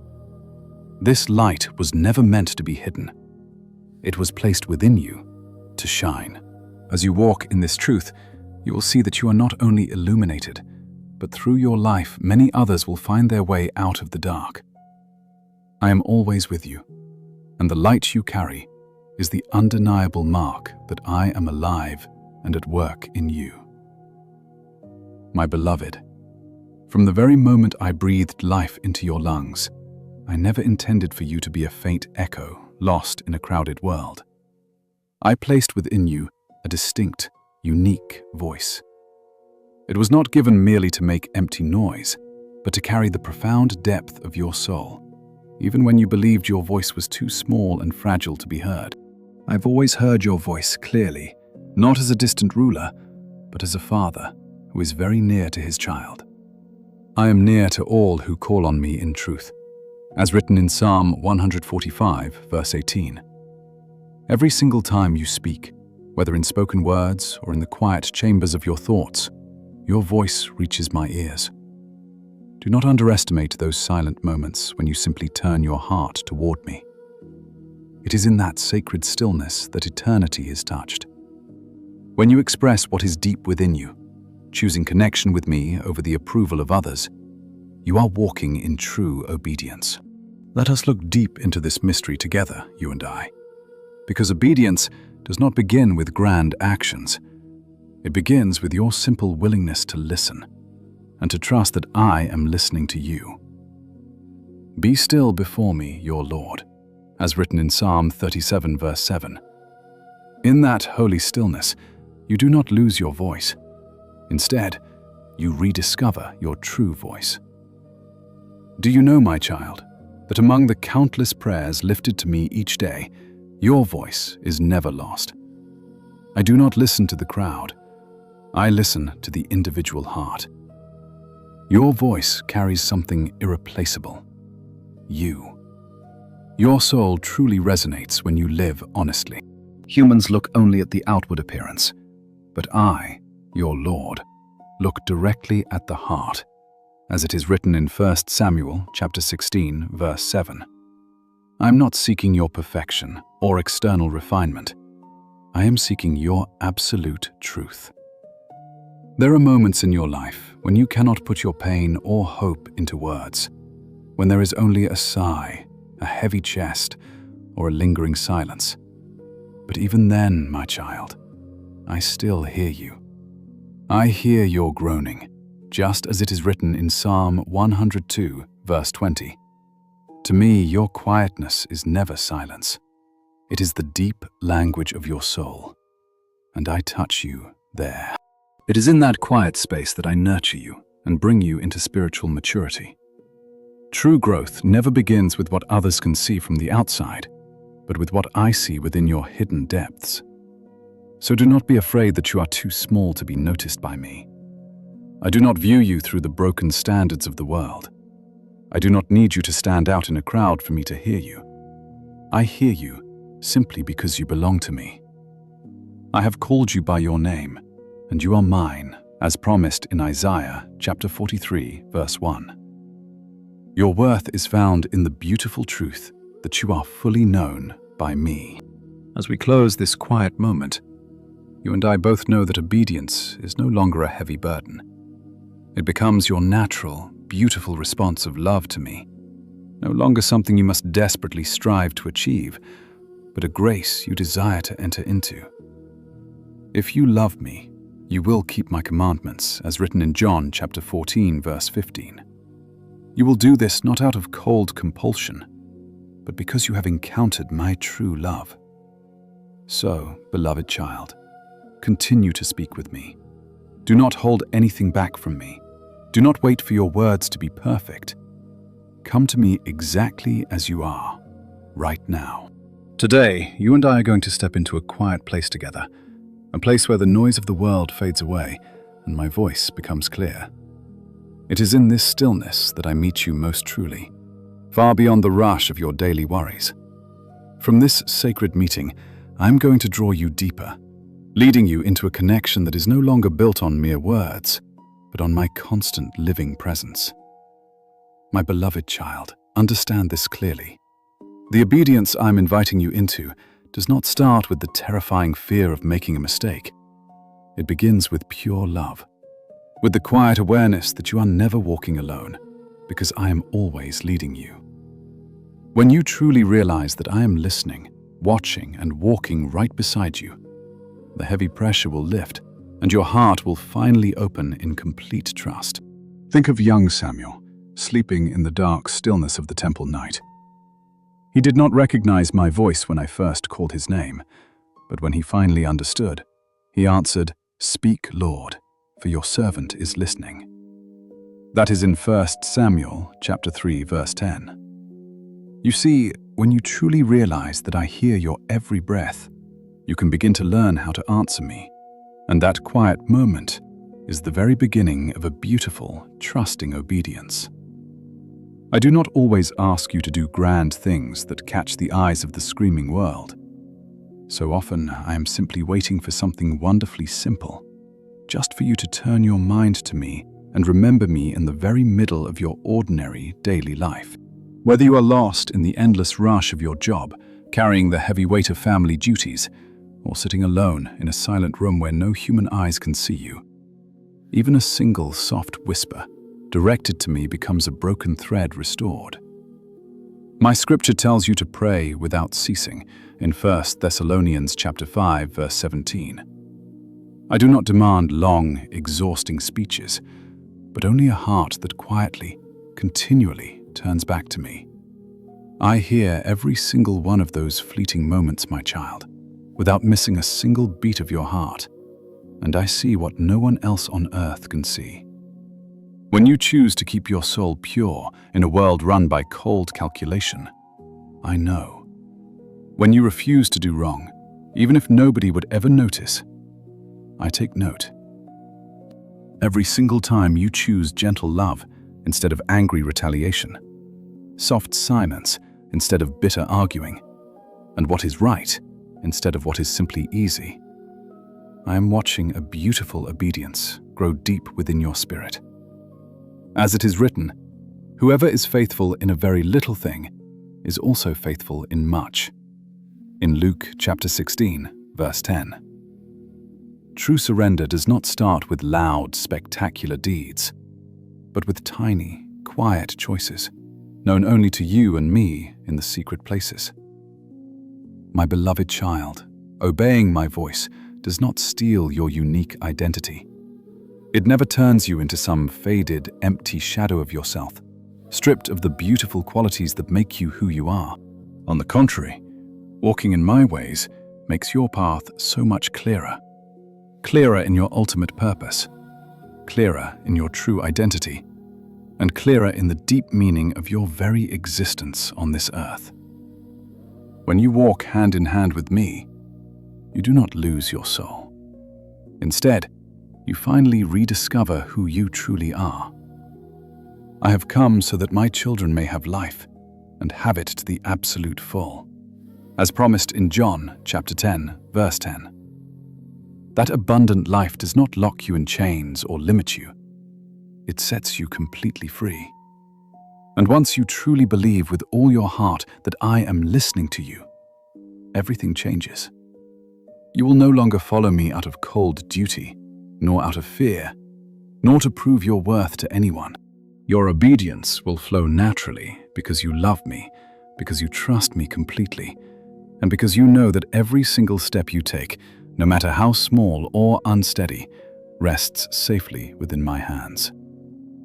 If you love me, you will keep my commandments, as I spoke in John chapter 14, verse 15. This is not meant to be a heavy burden on your shoulders, but a beautiful response of your love back to me.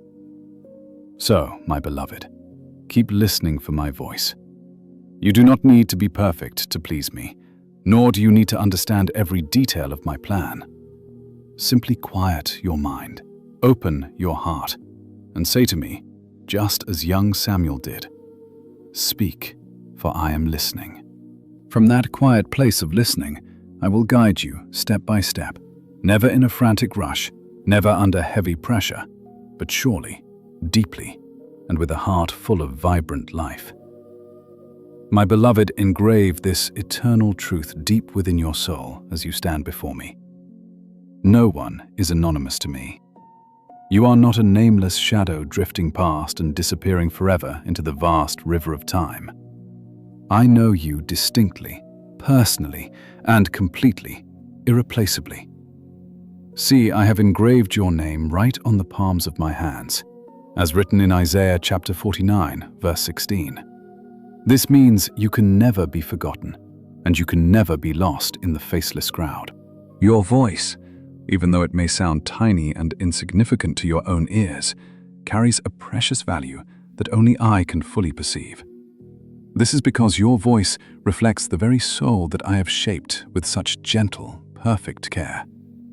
When you speak to me, it is not just a passing sound that rises into the air and fades away.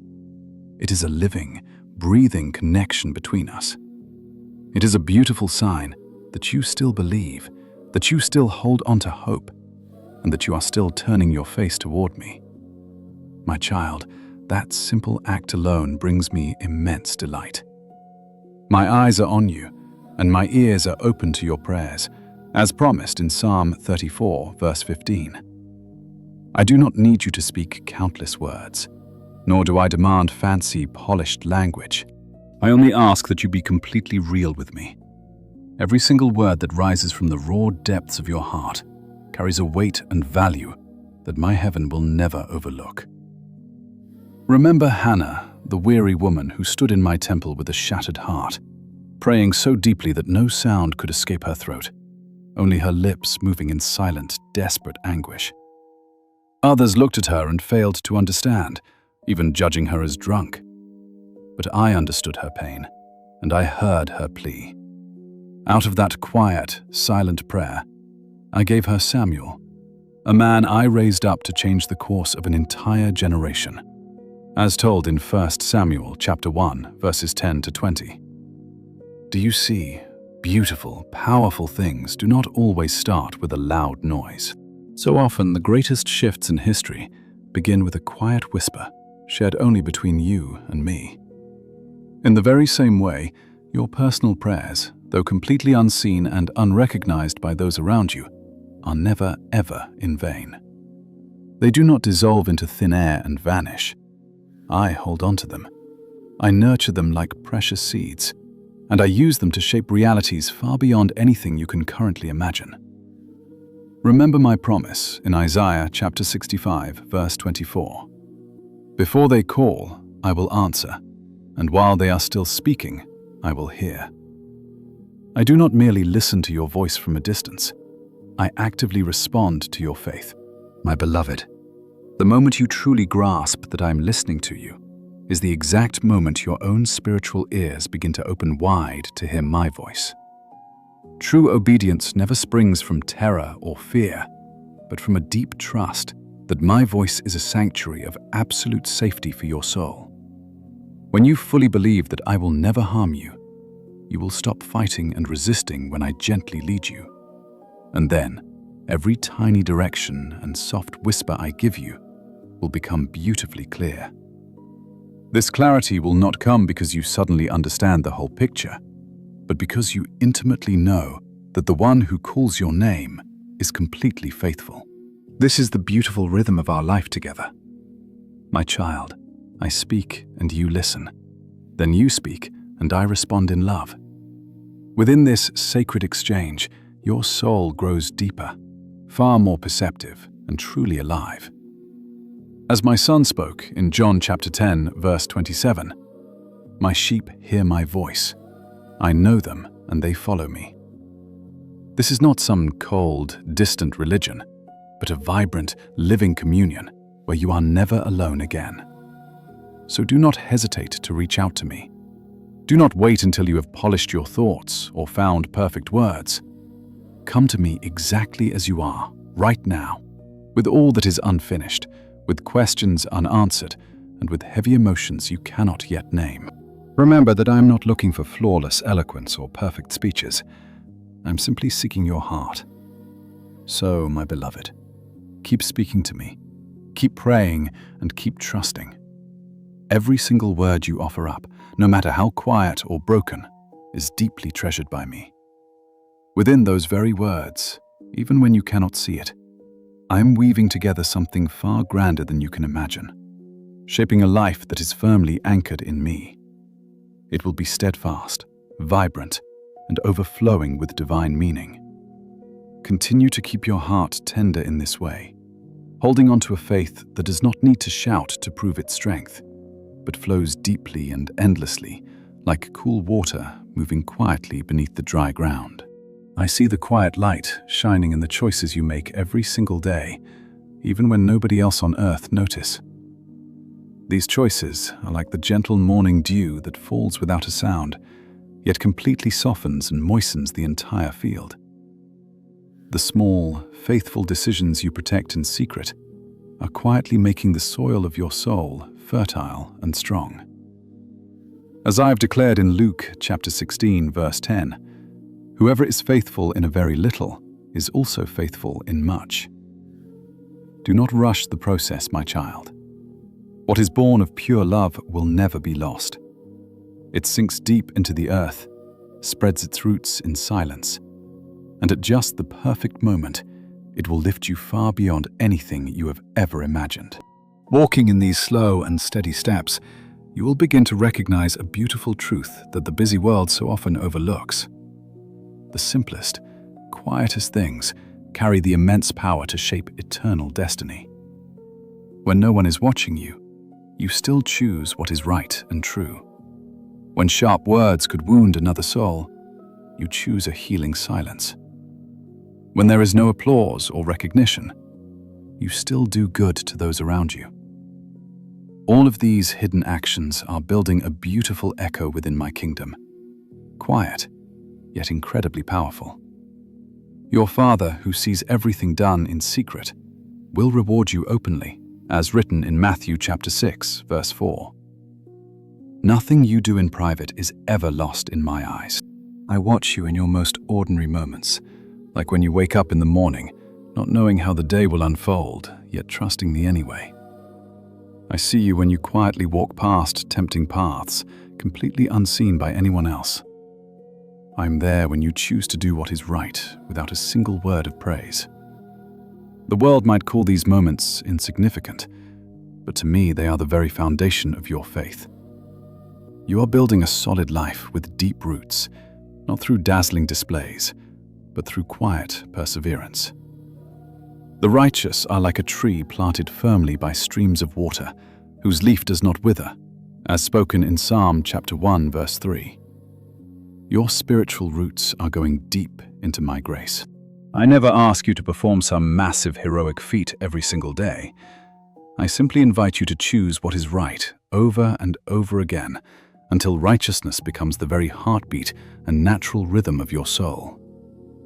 True obedience is not just a single dramatic moment. It is a continuous way of living, and you are living it beautifully. Each time you show gentle patience to a difficult person, each time you choose to forgive while your own heart is still aching, and each time you refuse to do wrong, even when it would be the easiest way out, you are preaching a powerful message to the world without ever speaking a single word. Do not let evil conquer you, but conquer evil by doing good, as my word instructs in Romans chapter 12, verse 21. That, my child, is where true strength lies. Do not fear the quiet, repetitive days that seem to blur together. It is precisely within those ordinary moments that your soul is being refined and made beautiful. A mature spiritual life does not need a massive public platform to shine. It simply walks faithfully through the duties of each day. Every single right choice you make is like a stone carefully laid down, and little by little, a clear path appears before you. Not the easy path of the world, but the sacred one that leads to stability, deep peace, and a proven faith. We also rejoice in our sufferings, knowing that suffering produces perseverance, and endurance builds character, bringing a hope that will never disappoint us, as written in Romans chapter 5, verses 3 to 5. Remember that even my beloved Son, Jesus Christ, lived for 30 quiet years without any public recognition, working as a humble carpenter in a small shop in Nazareth. He did not perform flashy miracles every hour, but he always lived in perfect alignment with my will. That silent faithfulness shook the heavens and changed history forever. As he declared in John chapter 8, verse 29, I always do what pleases him. You are walking that very same path of quiet glory. So my child, never despise the quiet beauty of the ordinary. A truly strong life is never built on rare moments of worldly glory, but on steady, faithful steps taken day after day. When you choose what is right today, and then choose it again tomorrow, you are slowly weaving a spiritual armor that no enemy can tear apart. The armor of true, tested faith. Put on the full armor of God so that you can stand firm against all trials, as written in Ephesians chapter 6, verse 11. This armor is not for public display, but for deep resilience. I see and remember the times you struggled intensely within, when you could have easily justified your mistakes, but chose honesty. And when you chose to face the hard truth, my beloved child, you made a choice. You chose the path of quiet honesty, stepping boldly into my light, even when the world offered an easier way. Hear my voice today. No one who remains faithful in the smallest details is ever left without a greater trust. I am molding you little by little, day by day, not for flawless perfection, but for an unbreakable, steady faith. Because you have been faithful over a few small things, I will set you over many, as written in Matthew 25:21. When the fierce winds of life blow, you will not be shaken. When grand opportunities arise, you will not grow proud.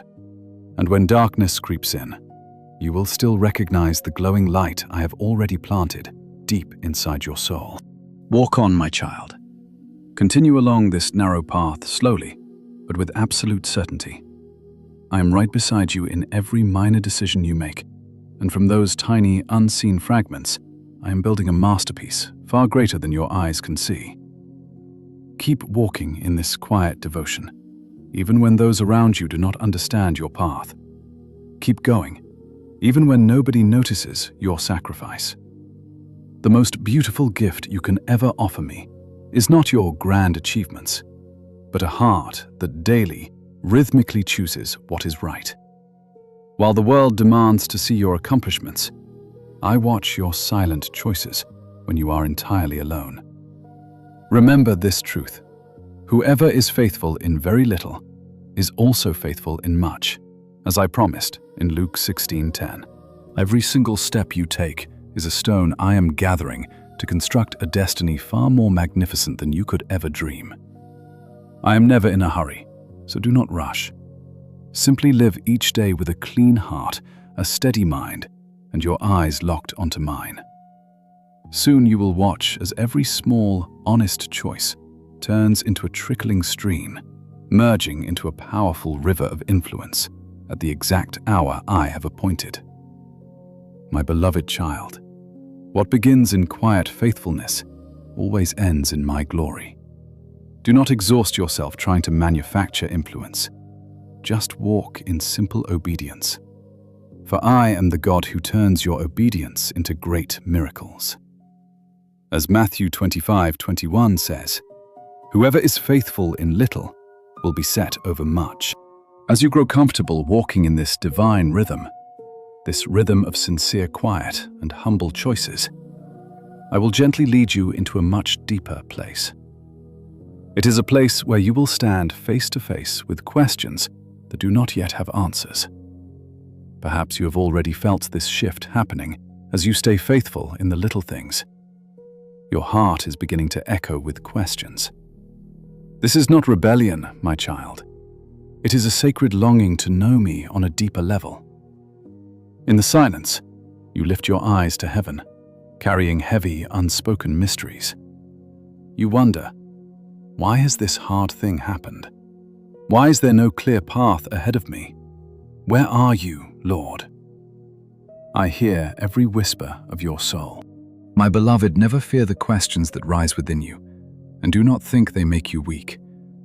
I am never troubled by a soul that honestly asks. I only grieve when a soul grows cold and stops seeking me altogether. Remember, ask and it will be given to you. Seek and you will find, as I promised in Matthew 7:7. Your questions do not push me away. They actually draw you closer to my heart. In the quiet, wordless silences of your life, I am performing a deep, hidden work inside you. If I seem silent, it is not to abandon you, but to deepen you. I do not wish to exhaust you, but to root you firmly. You will be like a tree planted by the water, whose roots reach deep, just as Jeremiah 17:8 declares. True faith never grows in easy soil. Real faith is cultivated in the rugged soil of questions, and it is matured slowly under the warm light of patience. Do you see it now? You are not lost or abandoned just because you cannot comprehend everything. Instead, you are being drawn into the great depths of my love. The dark, uncertain places of your life are never the end of your story. They are the sacred classrooms where I teach you to walk by faith rather than by sight. For we walk by faith, not by sight, as written in 2 Corinthians 5:7. It is precisely when you keep walking, even when the fog is thick and clarity is gone, that your faith truly comes alive. My beloved, you must accept that some questions you carry will not be answered today. I do not withhold answers because I am avoiding you, but because if I answered too quickly, you would only understand with your logical mind. You would miss the chance to touch the profound depths of your soul. There are spiritual truths that must be lived and experienced, not merely explained in words.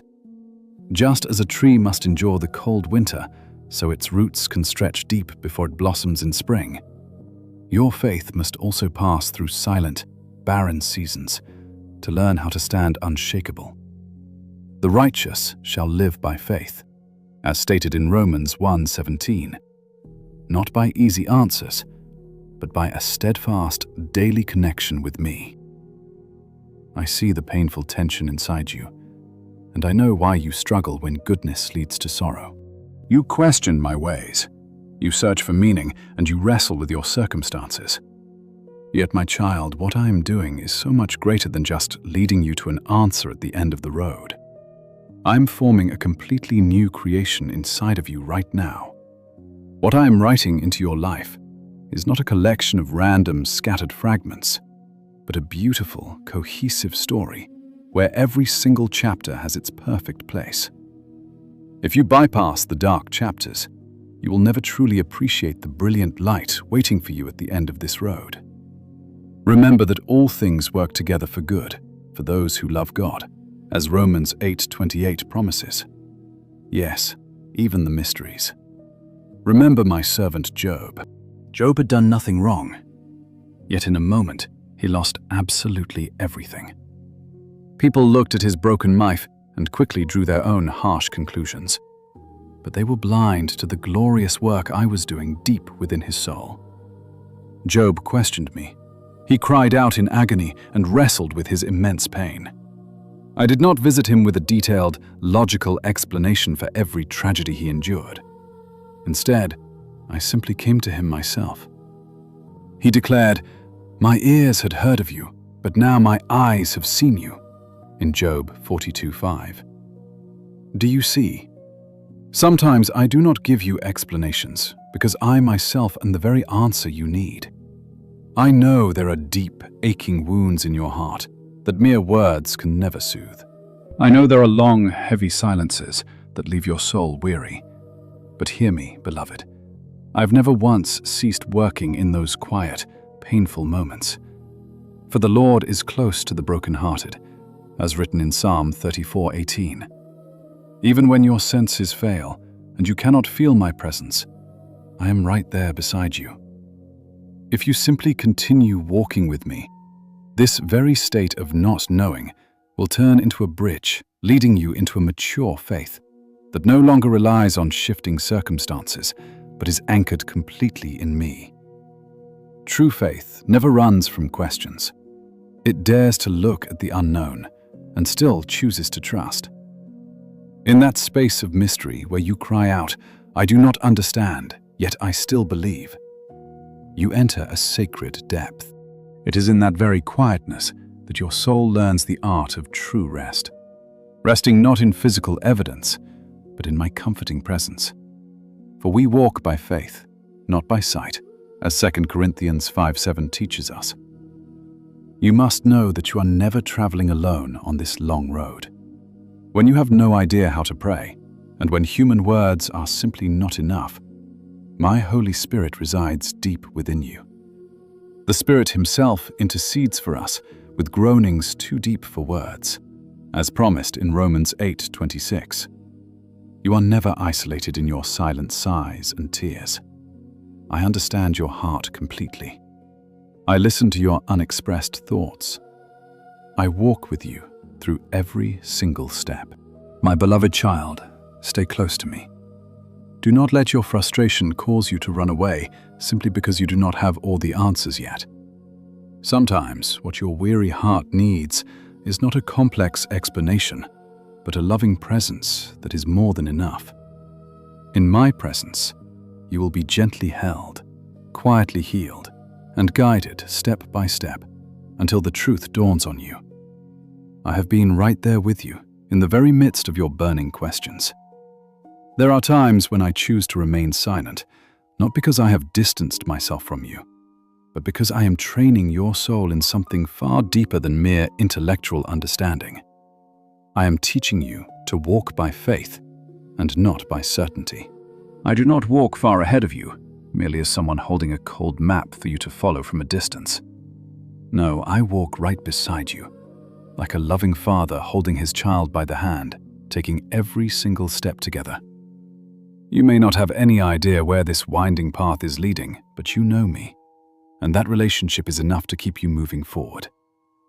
Trust in the Lord with all your heart, and lean not on your own understanding, just as Proverbs 3:5 instructs. When you put your complete trust in me, you no longer carry the heavy burden of needing to understand everything. Let your questions rest within your soul, but never allow them to morph into fear. They are there to call you into stillness. I never reject your honest questions, my child. Instead, I want to teach you how to carry them with a quiet, peaceful mind. Be still before the Lord and wait patiently for him, as Psalm 37:7 beautifully guides you. It is within that deep stillness that you will finally realize not every mystery of life needs an immediate explanation. Some things are not meant to be analyzed. They are simply meant to be lived with me. The clarity your soul longs for rarely strikes like a sudden bolt of lightning. It unfolds like the morning dawn, slowly, gently, little by little. I never force you to comprehend everything all at once, because if you grasped it too soon, your heart might grow proud and hard. I take great delight in a heart that knows how to wait for me, a heart that has learned the beauty of trusting, even when there is nothing to see. As my servant Job famously declared, "Though he slay me, yet will I trust in him," in Job 13:15. That kind of faith is never built on favorable circumstances. It is anchored solely in who I am. Soon, you will begin to see this clearly. The light I shine upon you is not meant to erase every question you have, but to illuminate my deep, unchanging love right in the middle of those questions. The heavy burdens that once weighed you down may not vanish overnight, but I promise they will no longer have the power to terrify you or steal your peace. Those struggles will become beautiful signs that you have traveled deeper, not merely into intellectual knowledge, but into a real, breathing relationship with me. For we walk by faith, not by sight, as written in 2 Corinthians 5:7. When you truly live inside this intimate relationship, you realize you do not need every answer to feel secure. You only need me. My beloved child, as you learn to live peacefully with what is not yet clear, your heart will naturally grow so much gentler. You will no longer rush to judge others, nor will you demand that every detail of life be perfectly defined. You will love more deeply, because the spaces of uncertainty have taught you what it means to trust. Remember my promise. Blessed are the meek, for they shall inherit the earth, as written in Matthew 5:5. The soft, gentle spirit within you is not a sign of weakness.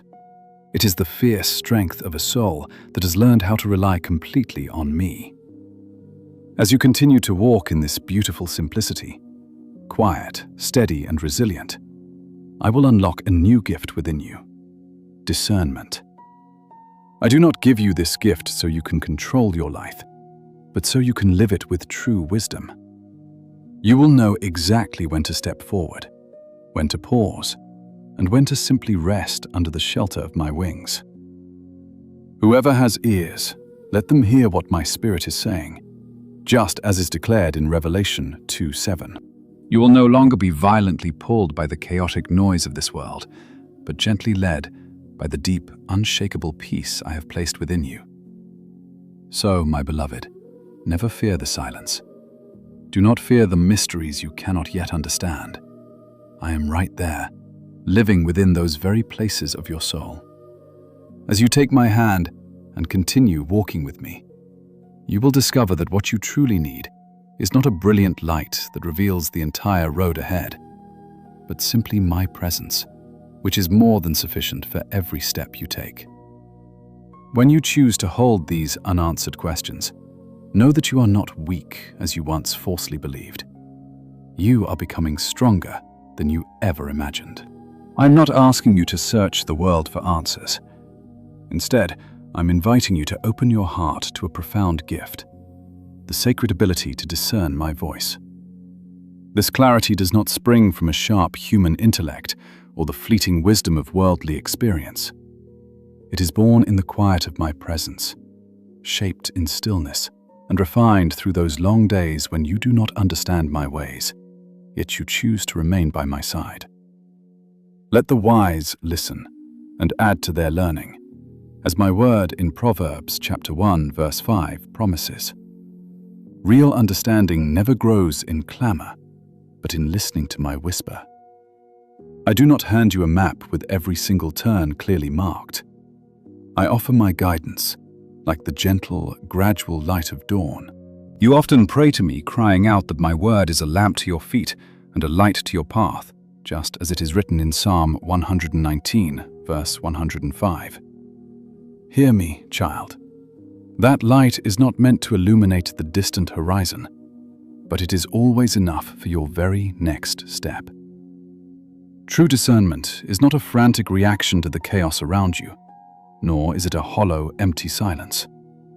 It is my deep, unshakable peace, anchoring your soul when everything else is shaking.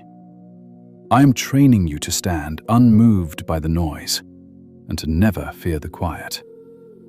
I do not teach you this to make you clever in the eyes of the world, but so that you may walk alive in my spirit. For those who are led by my spirit are truly my beloved children, as Romans chapter 8, verse 14 declares.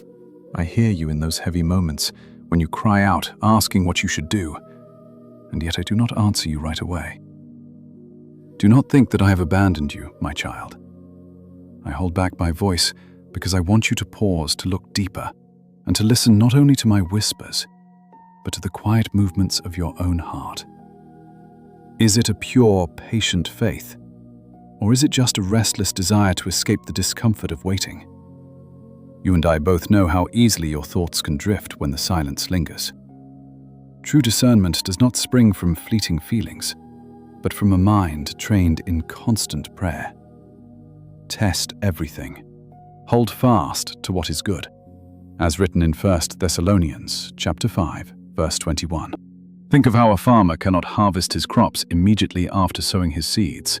In the exact same way, you cannot instantly comprehend what I am doing in your life.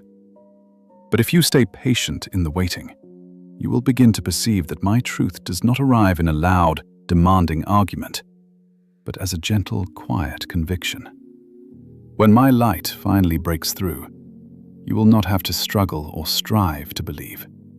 You will simply know.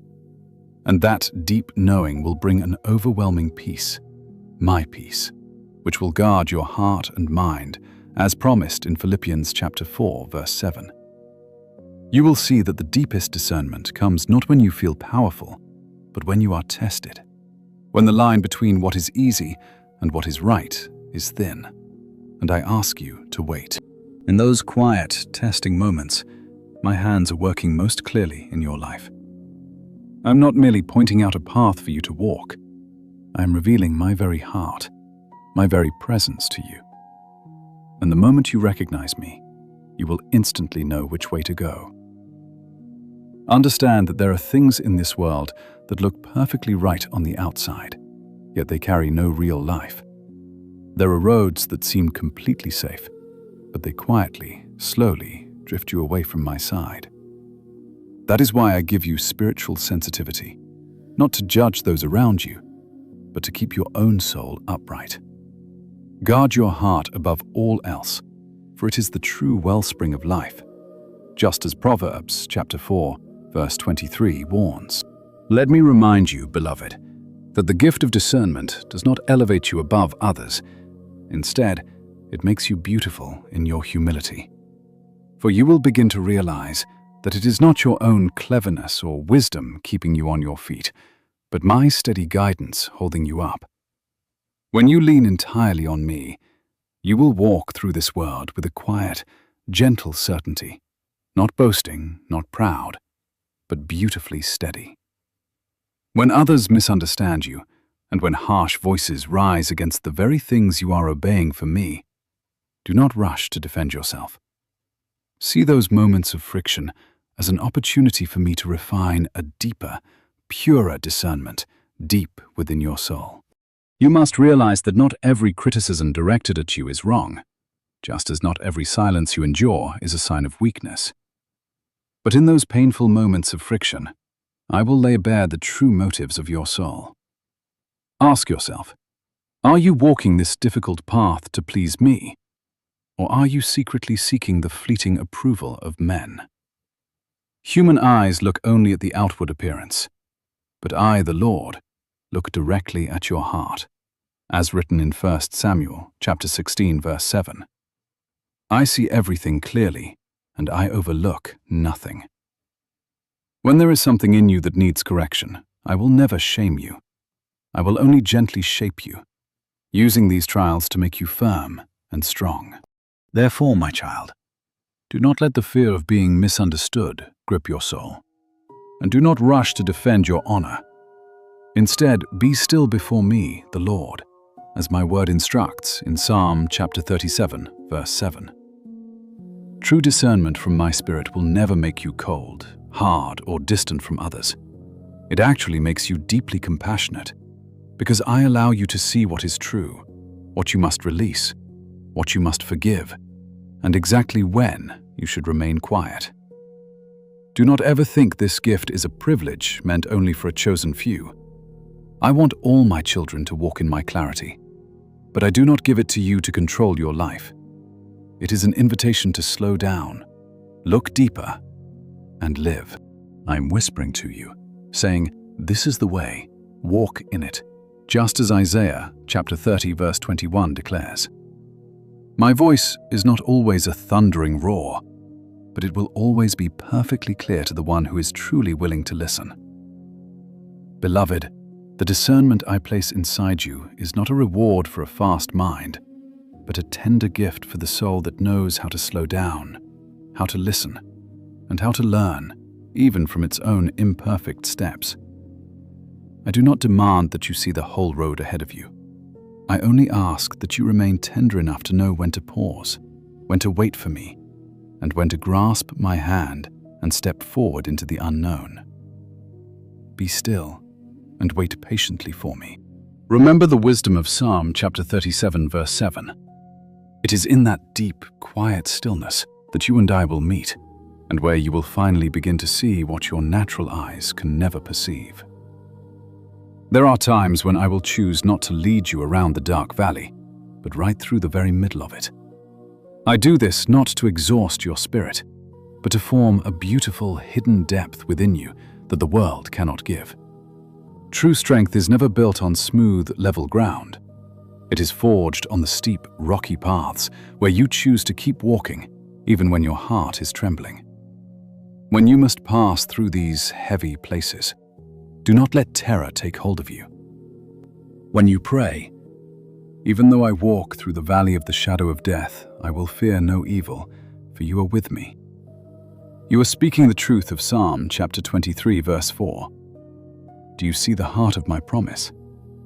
I never promised you the complete absence of darkness, but I promised you my burning presence right inside of it. You often cry out for me to take away the pain and the confusion. But child, I love you far too much to leave you merely comfortable. If I always guided you away from every difficult path, your faith would never grow deep roots. If I always snatched you from the trial, you would never experience how tightly my hands hold you. Suffering produces perseverance. This endurance, this perseverance, slowly produces character, and character produces a living hope. Just as Romans chapter 5, verses 3 to 4 promises, I never allow you to endure suffering in vain. I am carefully rebuilding you from the inside out. Do not mistake the heavy difficulties of life for my rejection of you. Not every storm is a punishment. Very often, a trial is my personal invitation to you, an invitation into a deeper dependence on me, a trust that no longer leans on what you can figure out. Trust in me, your Lord, with all your heart, and do not rely on your own understanding, as written in Proverbs chapter 3, verse 5. When you stop clinging to your certainty, you cling to me.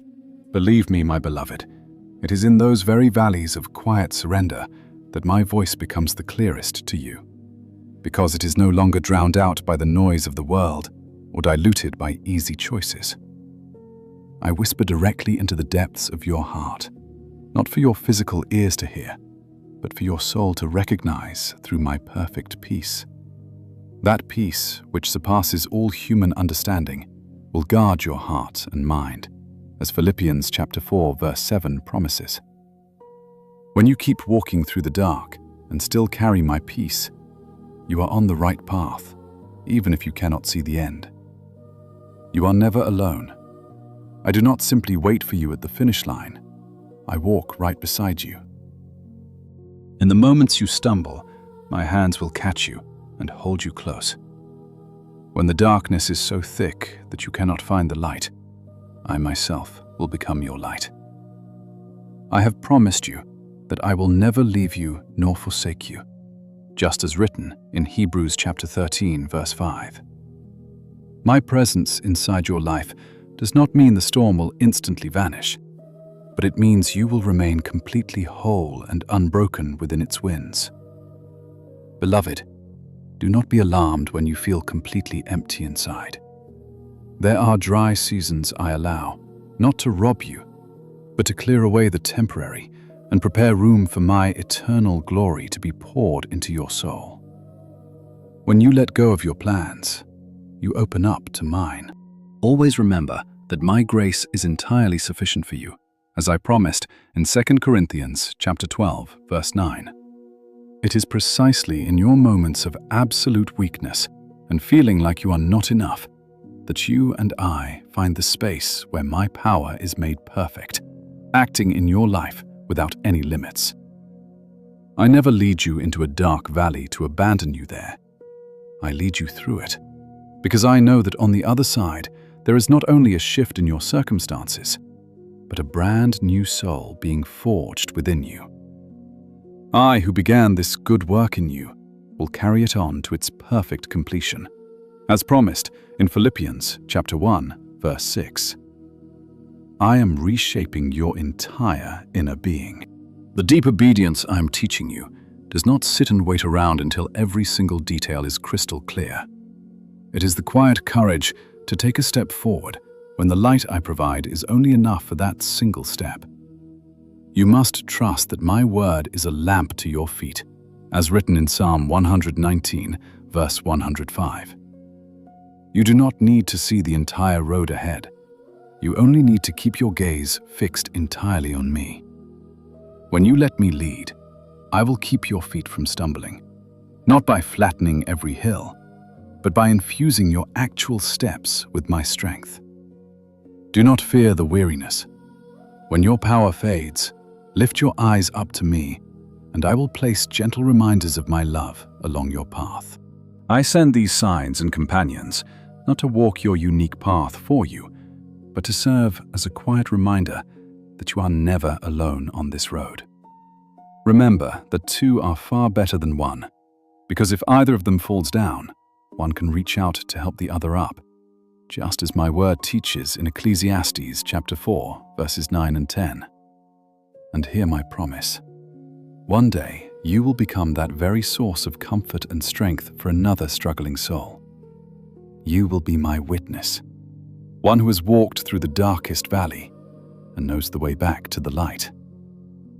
Child of mine, remain deeply faithful.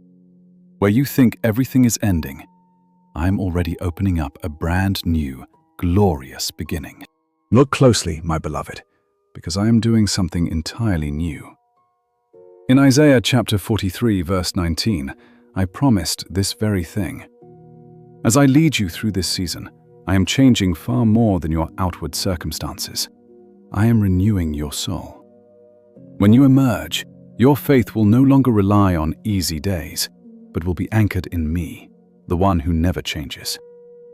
You will soon understand why I did not choose shortcuts for you.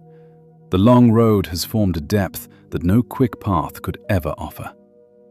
Let endurance finish its work, as James chapter 1 verse 4 says, so you may be mature and complete.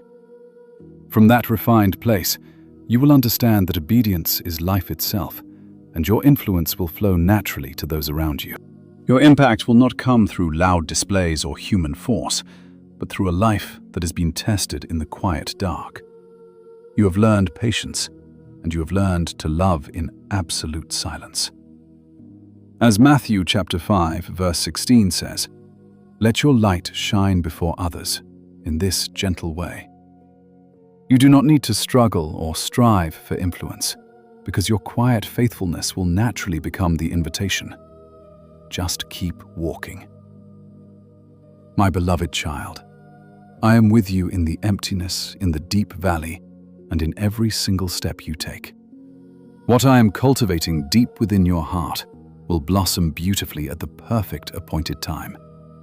When it does, You will not only be renewed, but many others will see my light in you and find their way back home. My beloved, you never need to perform dazzling, spectacular deeds to touch this broken world.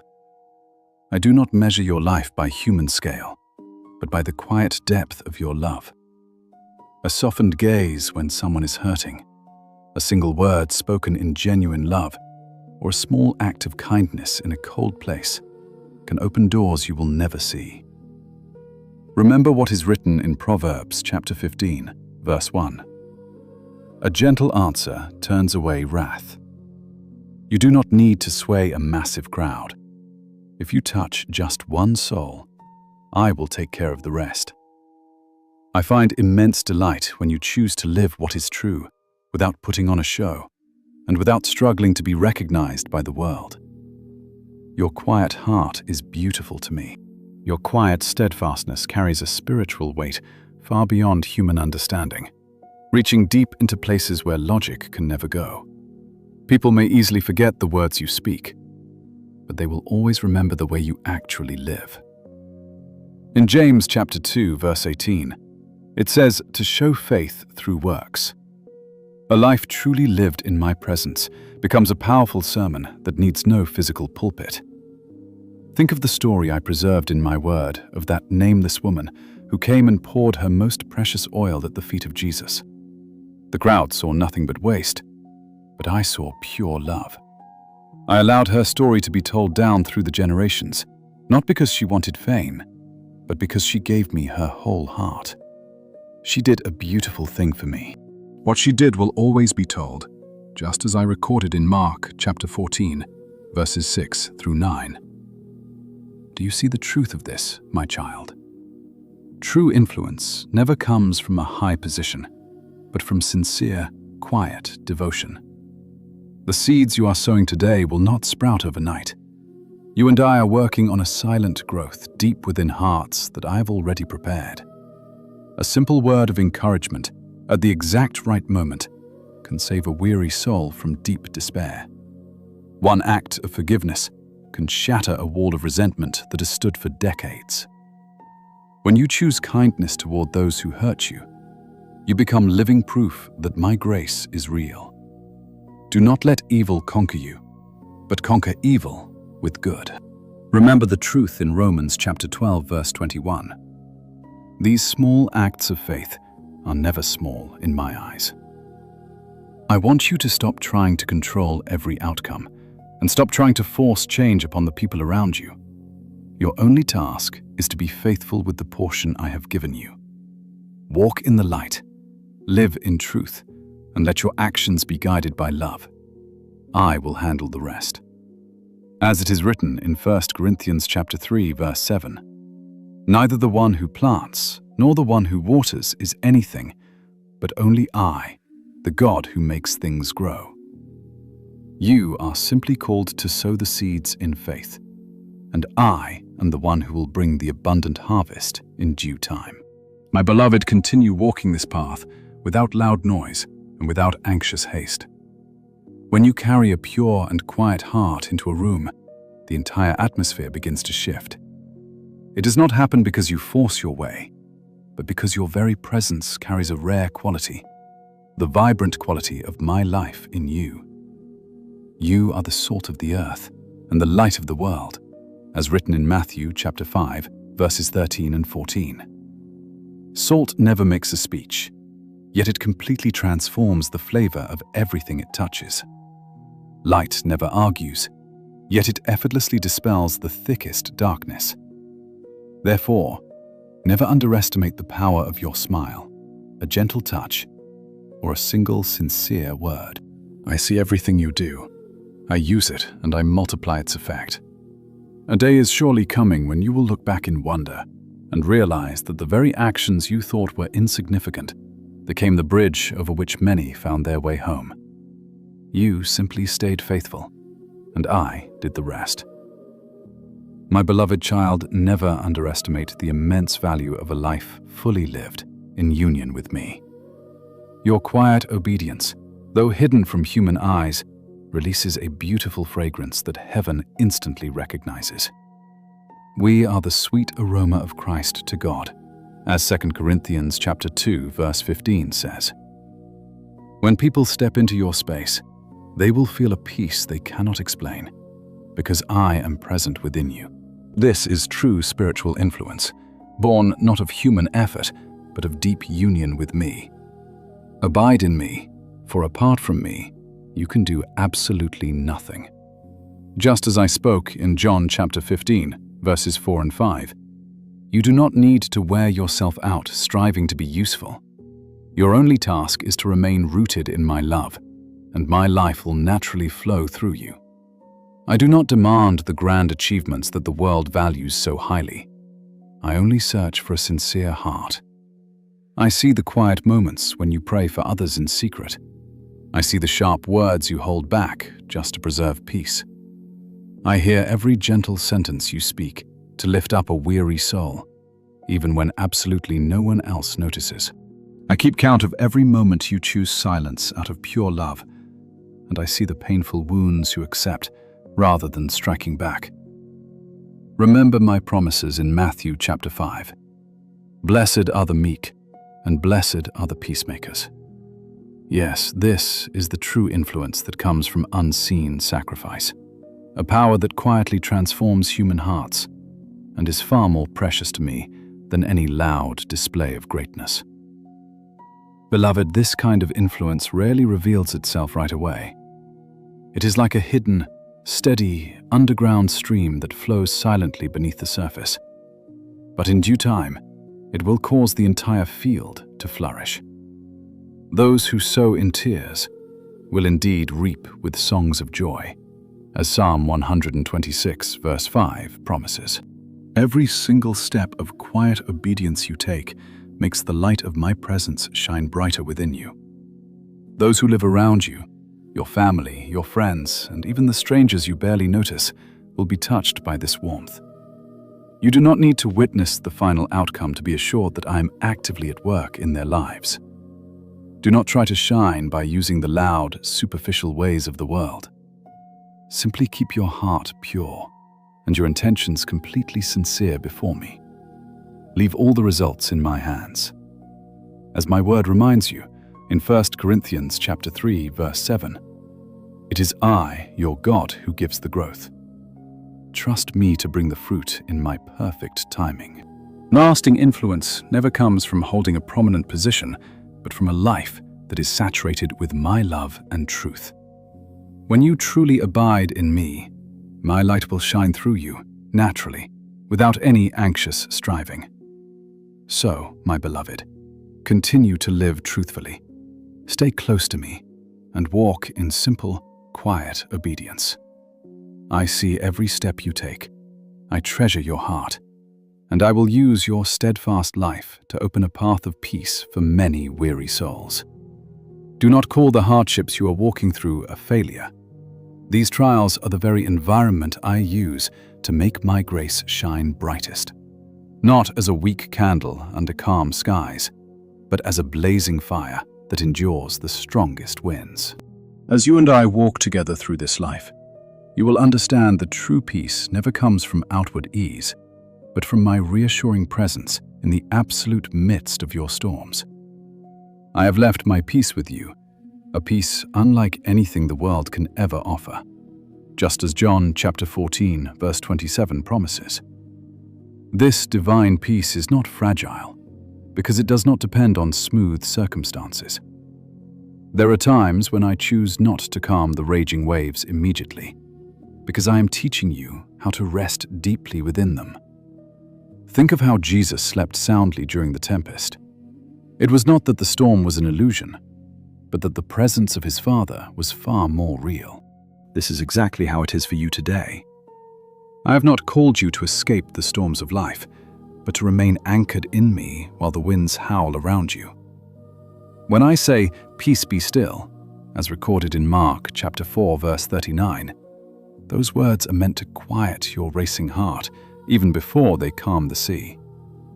When you walk through dry, barren seasons, do not assume I have abandoned you. In those empty days, I am watering the roots of your faith with an unseen current.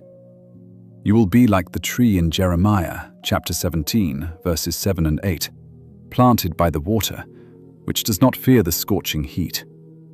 Real growth happens when you stand firm, even when nothing seems to sustain you. I do not always clear the rough stones from your path because you and I are traveling this road together, and my greatest desire is to hold your hand over each obstacle. In every step you take, even when you cannot feel my presence, I am supporting you and breathing life into your tired soul. When my light finally breaks through, you will look back and realize that the very place where you thought you were breaking was actually where I was remaking you. As Psalm 147 verse 3 says, I heal the brokenhearted.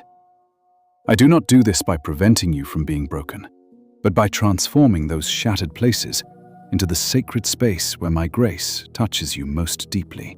Remember my servant Paul the Apostle. He pleaded with me repeatedly to remove the thorn that caused him so much physical and emotional pain. Yet I chose not to take it away. I did not refuse him out of indifference, but because I knew my grace would be completely sufficient for him in his weakness. In 2 Corinthians chapter 12, verses 9 and 10, he declared that when he was weak, then he was truly strong. Do you see this mystery, my child? True spiritual maturity is never found in easy, comfortable circumstances. It is forged when you continue to love, trust, and obey me, even when your heart is torn apart. You never have to hide your wounds to prove your strength to me. I am waiting for you to come to me, exactly as you are, weary, honest, and completely undefended. Remember that I am always close to the brokenhearted, as promised in Psalm chapter 34, verse 18. My grace does not demand that you shine brightly every moment. It only asks that you be completely real with me. When you fall down but refuse to abandon prayer, you show the marks of a faith that has truly matured. Those who have walked through the fire carry my light, not to burn others, but to bring warmth to a cold world. You are becoming this kind of person, someone who does not just talk about grace, but carries it. Freely you have received my love. Now freely give it to others. My cherished one, let not the howling winds of hardship terrify your soul, for I am right here with you. Today, you and I are going to look deeper into this moment, beyond the surface of your pain. Do not pull away from my presence when the road grows steep, but rather sink deeper into my embrace. I am working in the quiet, unseen depths of your spirit, crafting something so strong that no earthly tempest can ever hope to tear it down. One day, when the clouds clear, you will see that my glory blazed brightest in your midnight hours. I do not measure you by your grand achievements, but by the quiet transformation of your heart. When you speak with gentle grace, when you choose patience over anger, and when you forgive through the lingering ache, that is when you truly mirror my love. I ask you to wrap your heart in garments of deep compassion, quiet kindness, and gentle patience, just as it is written in Colossians chapter 3, verse 12. These holy virtues are never born of easy days, but are forged in the very places where your heart was once broken. Yet, my child, I promise you that I never waste a single fracture of your soul. I use those very cracks to let my heavenly light pour in so that it may shine outward to illuminate a dark world. There is no trial or adversity on this earth that can ever stop my grace from flowing, so long as you open the doors of your spirit and allow me to dwell in your deepest chambers. Do not lose heart when trials rise against you, even after you have walked in faithful obedience to my voice. Do not hastily assume that you are failing or empty, for it is in your moments of perceived empty space that I am pouring in my holy fullness. Remember that my grace is always sufficient for you, just as I spoke in 2 Corinthians chapter 12, verse 9. I am showing you a beautiful truth. A mature spirit does not demand flawless perfection, but simply a heart that rests in me. From that quiet place of surrender, you will carry a deep peace that the world can never understand. A joy that does not rely on shifting feelings, and a supernatural strength. Yes, my peace will guard your heart and mind, as promised in Philippians chapter 4, verse 7. The holy work I am doing in you, through both the bright sunshine and the deep shadows, is preparing you for a future season you cannot yet envision. Now, my sweet child, I need you to be still. Let your trembling heart settle down, just like a quiet lake after the fierce wind has finally passed away. Let the frantic rush of your racing thoughts grow quiet in my presence. I do not ask you to understand all things, nor do I demand that you accomplish great feats in this moment. I simply ask you to exist here with me right now and let me cradle your weary soul. Rest in this truth and know that I am God, as written in Psalm chapter 46, verse 10. In the quiet of my presence, every single breath you draw is far more beautiful to me than 1,000 rushed words. The deep rest your soul craves will not come from figuring everything out, but from trusting me to hold all things in my hands. Release the heavy burdens that have dragged you down for so long, the painful memories, the old stories of failure, and the self-accusations that cling to your spirit. You have carried this heavy load alone for too long, not because your pain is imaginary, but because you were never designed to bear it by yourself. Cast all your anxiety upon me, because I care for you deeply, as written in 1 Peter chapter 5, verse 7. Let them melt away like morning mist. My approach to you is never with a heavy, demanding hand, but always with a gentle, tender heart. With every quiet movement of my love, I am reaching out to touch the exact places where your soul is aching. My beloved, I see you clearly. I understand your silent pain, and I have absolutely never abandoned you. In the quietness of this moment, let me work within you, not with a loud, dramatic display, but with deep, lasting truth. Soon you will realize that the very areas you believed were your weakest are the places where I am forging your greatest strength. When you rise from this holy place, you will be beautifully transformed, carrying a light and a peace that nothing in this world can steal. My eyes have watched your entire journey, and I have seen every secret corner of your life. I do not just see the brave face you put on for the world, but also the deep hidden aches you carry inside. I see the forced smiles you wear to mask your hurt, the times you stay quiet just to keep the peace, and the long nights you spend staring at the ceiling when no one else is watching. I see the exhaustion you try so hard to bury, and the empty spaces you are afraid to name.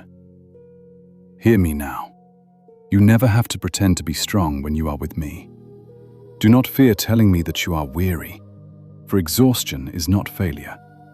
It simply shows how deeply you have loved, and I honor your heart. Bring all your heavy burdens and your exhausted spirit to me, and I promise to give you true rest, just as I offered in Matthew chapter 11, verse 28. The rest I offer you is not a temporary escape from reality, but a sacred sanctuary where you can finally let go of everything. Here you can be completely yourself, without any striving, without any need to prove your worth. In my arms, there are no hidden conditions, no heavy expectations, only pure, unconditional love. You and I both know that you have spent too long living in the loud chaos of anxiety, trapped by the endless what-ifs and the haunting memories of the past that try to define who you are. Yet today, my beloved child, you have the power to listen to a different voice. It is not a voice that screams or overwhelms you, but a quiet, tender word that is deep enough to silence every other noise in your mind. Be still before the Lord, as written in Psalm 37:27. When you allow your soul to settle into quietness, you will begin to hear my instructions with perfect clarity. I do not need a terrifying thunderclap to get your attention. I come to you with a whisper, as soft as the morning dew, yet carrying a holy and unshakable power that can move mountains. Even in this exact moment, my voice is calling out directly to your spirit. You belong to me. I do not wait to claim you until you perform perfectly, nor do I wait until you feel holy or worthy of my love. Right now, in the midst of your mess, I have called you by your name, and you are mine, just as I promised in Isaiah chapter 43, verse 1. My beloved, this truth is an anchor that never drifts with your changing emotions. It does not shake when you are weak, confused, or lost. Your darkest failures and your past mistakes can never erase the seal of ownership I have placed on your life. Because you are mine, you possess an unshakable foundation to stand upon, even when the entire world around you begins to shake. So let yourself rest, my child, not as a sign of defeat or giving up, but as a sacred space to be fully restored. Let me gently lift those heavy burdens that have bruised your shoulders for far too long. Let the loud noise of the world fade into the background, so that my quiet whisper can grow loud and clear inside your heart. I am right here with you, completely unchanging, absolutely unwavering, and I will never grow tired of pouring my love into you. The exhausting struggle to prove yourself and earn acceptance is finally over. You are already safely held in my arms, and it is within this tender embrace that you will recover your lost strength, your deep peace, and your true identity. I'm not pointing you towards some perfect version of yourself that you think you must construct, but toward the beautiful soul I have known and loved since before the creation of the world. My beloved, you must understand that some of the most profound impacts you will ever make on this earth will not come from your list of accomplishments.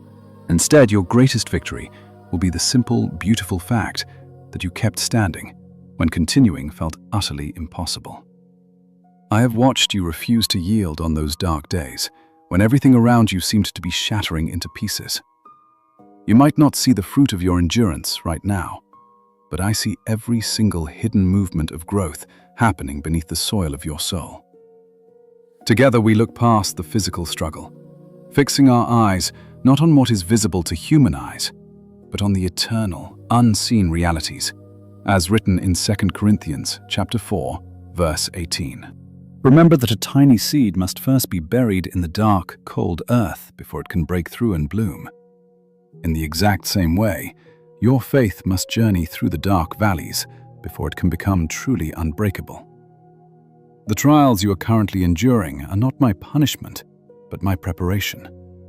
Through this process, I am forging a deep resilience within your spirit that no earthly storm will ever be able to shake. My child, every single sunrise I give you is not just another repetitive cycle of time, but a beautiful, living proof that my hand has never stopped working in your life. When the morning sun breaks over the horizon, it does more than just banish the physical darkness. It awakens the sleeping promises I have planted deep within your soul.